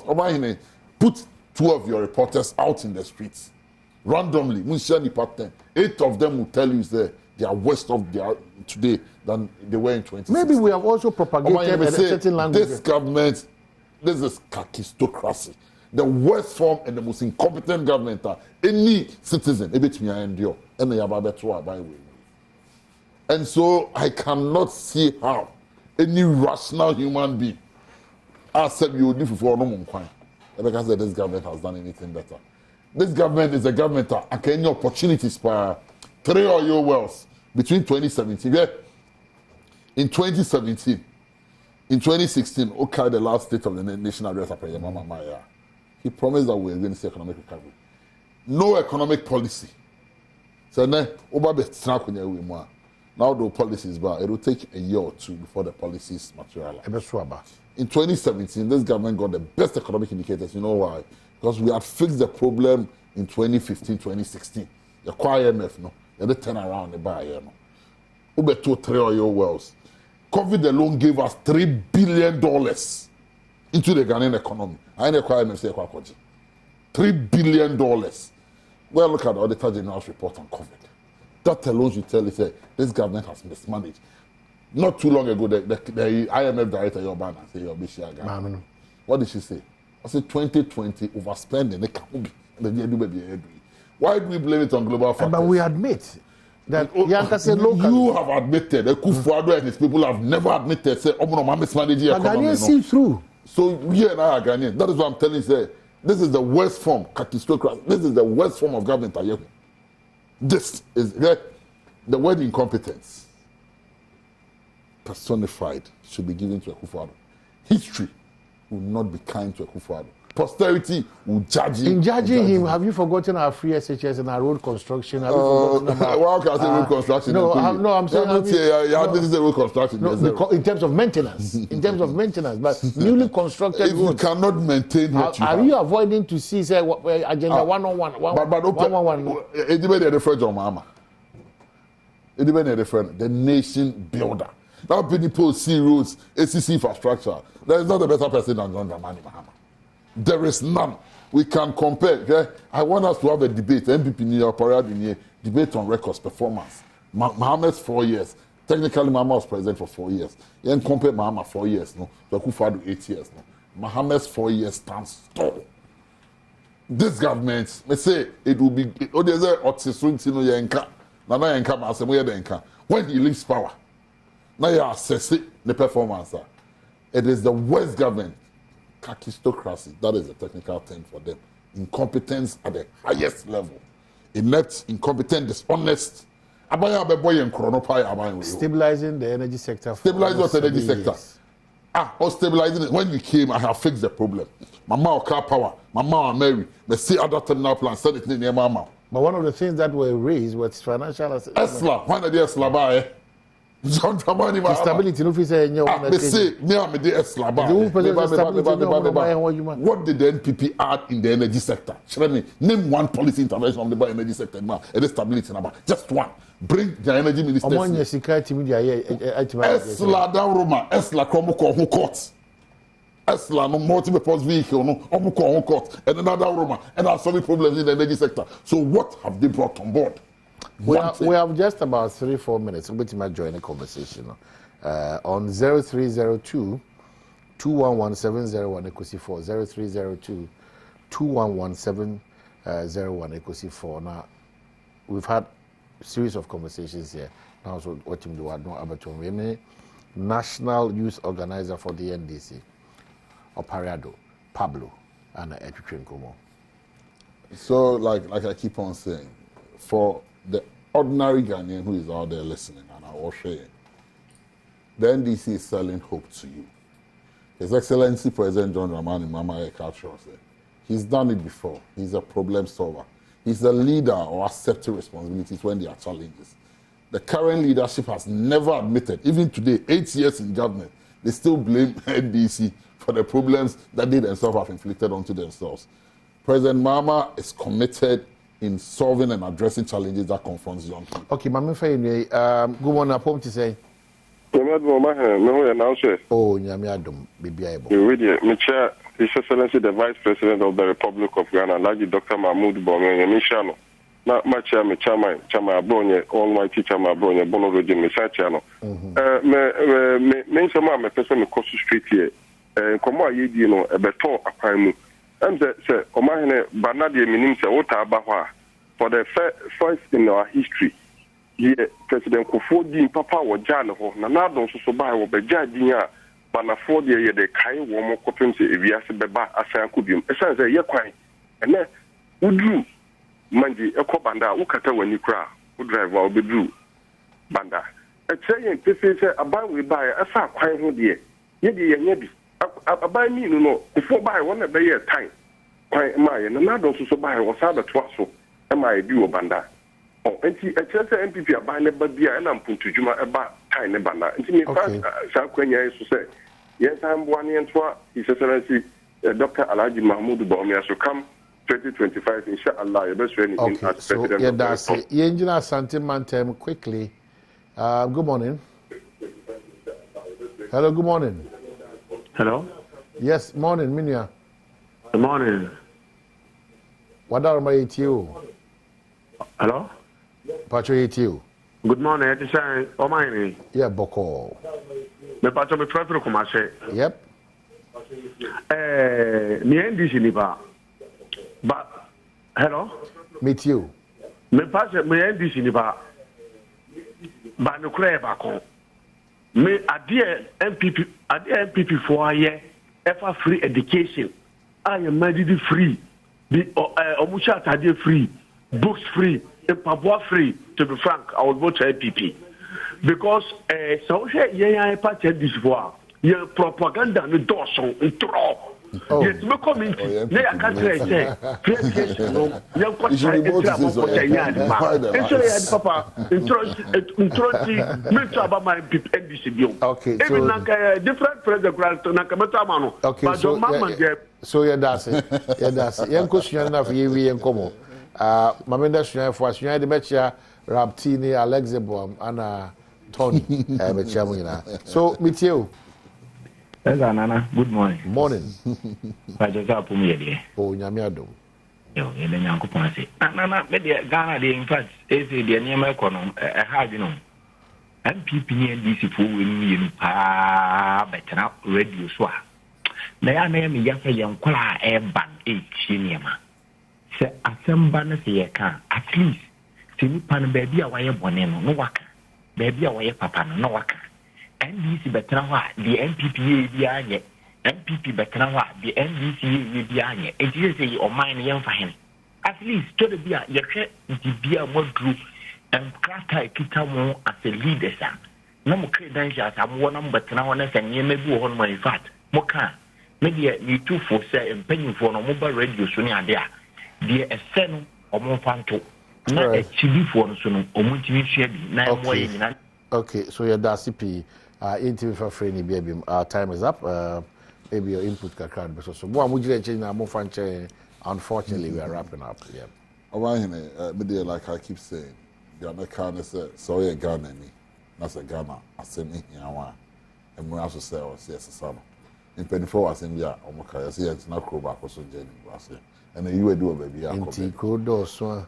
You know, say, and then the year man I say before start if you're trip. Now if you're trip, you share a brabo and yeah.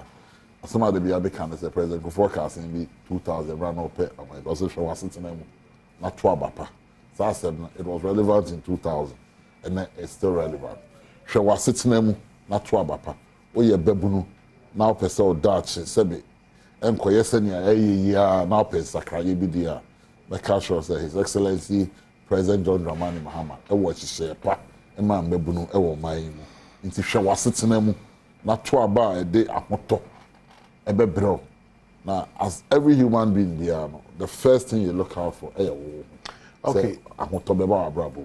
This government has not given you that, and it is time say you best start by way. They are buying or drink Ghana, and you're bushing Ghana.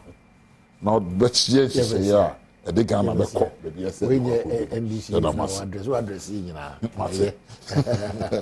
So, lawyer Oparia do Pablo, national youth organizer for the NDC, and then Natutrinko. We don't mind the community sanity. Camera, sound, lighting, set designers, control, makeup. The team is led by Welber Kofi Pedu, ably supported by lawyer Kojo Fojo, Kwesinsia, and the entire team na ewono. We are still here. Thank you.